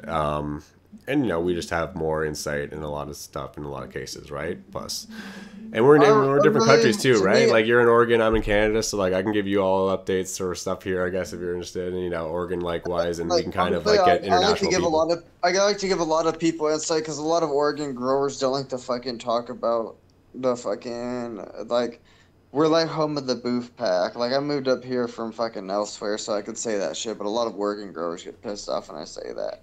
There's a lot of trash weed out here. Everyone's like, "Oh, there's such cheap weed out there," and I get really mad when customers fucking ask for really cheap weed and like expect it to be quality shit. Like that's not fucking cool. Sure. Because most customers don't set the market. We do as growers. When growers cave to the customers, that's when like shit like Yeah, what. well, that's when you get just like the same strains that everyone wants to see and Well, stuff. yeah, you got that, and then like I said, like in Oregon, like there are places that sell like I can go to a place and buy $140 ounce of trash. Sure. So it's like, Not $140 ounce, my bad. $140 quarter pound, my bad. damn, it's not even Yeah, like, it's trash. yeah. It's trash, and it's No, like I it's know. yeah. Yeah, so like, and what you're saying though is like, well, we're more open to kind of like giving our like inside information about like how we run grows and information for the most like because it's like I That's don't why mind sharing I was tips. always I like doing when I that. keep So telling people to grow their shit. I'm just like pre rolls. You want to know what's in a fucking pre roll? I've worked in a dispensary yeah, before. Like half the time, I haven't worked in a dispensary. I've worked in a grow, and I've seen the back. yeah. Man, dude, Well, that's trim. That half the time, like sometimes you're lucky if it's good trim. yeah. Bro, some people will fucking tumble that trim and get But, your keep but off of it. They'll do the dry sift and take all of the trichome head so they can press it out for some quality rosin. And then just sure. fucking, and then they'll just cram the leaves in a fucking cone and sell it for Yeah. $6. Well, yeah. There's no doubt like a lot of stuff behind the scenes, especially like when the industry's just first starting up. They're just gonna like kind of run with and get away with and everything too. But like one thing I'd like to kind of be particular about is like if we're gonna like go into specifics and stuff like that. Like I don't mind. Like it'd be cool to go into stories and like your experience at the LP that you worked at. But like I'd like to like either name names or have like specific instances that we could kind of bring up if that's the case. You know what I mean? Like I don't want to just sort of be like I don't want to be talking as though like, oh yeah, there's these growers out there or these people who do this. I want to be like, yeah, this grower, his name is this, or like, or this place that I worked at, like. Cause I just don't want to be too vague to where it's almost like we're recalling old stuff, or I'd rather like I want to be I feel present, or I want to be kind of like we're also maybe bring attention to specific things so that that way people can actually like kind of get a little bit more from it too. They're like, okay, I'll avoid this people, or I know like what's I good. can I can definitely name call some people. There's a couple people that I can't name call because I fucking. Yeah. One thing I The like thing to is, like, that's say just the idea is, like, I beforehand. just want to have, like, a story, and I want to have, not a story, but I want to have, like, names or business kind of, like, that we can kind of put into picture so that it's not just. One of them, so I can quote a lot of them, but there's one of them that I can't because like I said I'm gonna No. have to. I signed an NDA, so if Yeah. I talk about them, then they're gonna try to take legal action. But it's gonna be a farm that I can. Most people wouldn't. Most people that personally know me Hmm. know. Well, I'm technically not supposed to like shit talk them even to like my homies, but fuck that shit. I'm just like I have to talk about the farm. I know that nobody in my crowd fucks with this farm, But yeah, I'll definitely let some shit fly. Like I have no problem saying what I've seen. I've seen some of Right. the most disgusting shit ever. Yeah. Well, And I just whatever, want it to be whatever relevant and that so that like people are in on it too, and that like it's the stuff that I say. Let me say this: the stuff that I'll say was definitely going to make people caution what they buy from the yeah. fucking dispensary. And some of the stuff, I mean, bro, like I'm not proud of some of the stuff, and like, cause some of the stuff I've been even a part of the problem. But like, bro, like when you're working fucking 14 hours and your company doesn't pay you shit, like you end up becoming part of the problem. Sometimes it sucks. Yeah. That's why I got out of the industry because you're basically green slaves. And like, I'm not like trying to be like a dick because I know there's people that do shittier work for less pay, but bro, like motherfuckers You know what would be bust cool then? ass. What we should do is like for a future episode, I could even like have it so the format is more like I'm interviewing you and maybe even like someone else that you'd have on that also worked at one of these places, and you guys could just kind of go through just some of that stuff. Like, what was one case like? How do you guys normally see bud treated when you're at the place or whatever, right? Or how do you process it? But we'll just kind of run through it like that, right? So. Yeah, 'Cause basically, I've been at places like I said I've done harvests where I've harvested a million something great. Like we've harvested 1.1. No, it was 1 point. Yeah, 1 point. It was 1,000,000 and 120,000 grams. Yeah, damn. And out of that, like 110,000 of that shit was bud rot. Oh, that's such a bummer. But like it happened, yeah. I literally worked at grows and watched water dump on the fucking colas and flour, like creating That's so bud. devastating too. But yeah, that's why that Sufoil X stuff too is going to be good for dealing with all those issues. But yeah, okay. Let's just. I think we're just about to hit the 3-minute mark any minute now, but let's just try and wrap up sort of with everything. So yeah, I'm pretty stoked about how it all went. I think YouTube, went live this whole time. It might be a little bit jumpy or something, but the local video hopefully is staying better too if it doesn't work out. But future episodes, it'll kind of get better picture. It'd be nice even, I guess, if we could try and get like a guest every episode or something too. If we don't get a guest every episode, I want to maybe have like whether it's a theme or just something that people Let's will be do one like, every other episode, maybe. yeah, well, whatever, right? It doesn't have to be set in stone, but yeah, whatever. But we should try and maybe. But I want to. It would be like a show, right? So as much as like this one was like I'll talk to Urkel and see if he can hop on, and then I've got Space Cadet that wants to hop on. Like as much as I want to have guests on and stuff too, and have like a hangout style. It would also be cool if it was still sort of like a little bit like a show, right? So like maybe I'll throw in some media or just have like, I don't want it to be too pre-formatted, but I want it to also be, people kind of will come in for like to get quality information. You gotta right? watch some shit and like see like actually discuss some shit.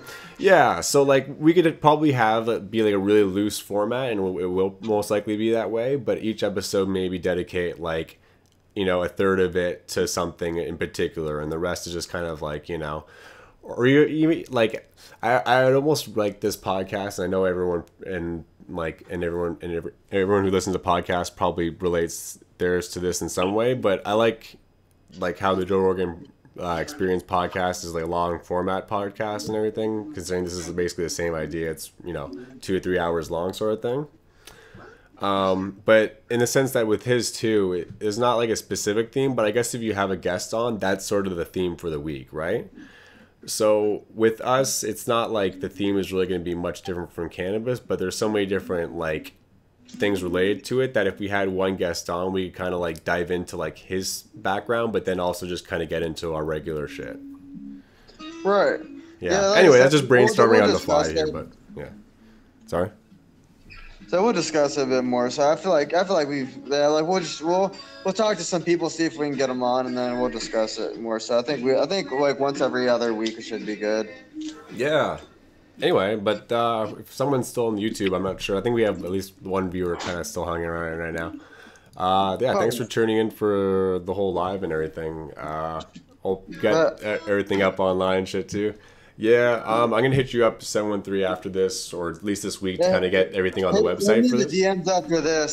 For sure. The only reason I'm kind of spaced out is I No, it's literally late, man.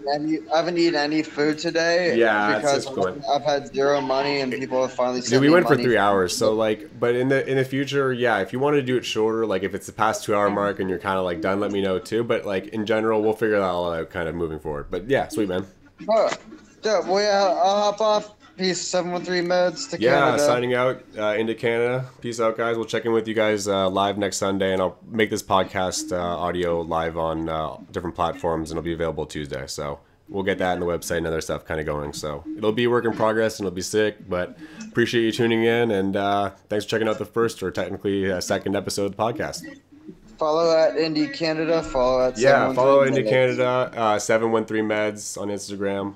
Website 713.com and intocanada.com, and we also have 713 to Canada 713 to Canada.com.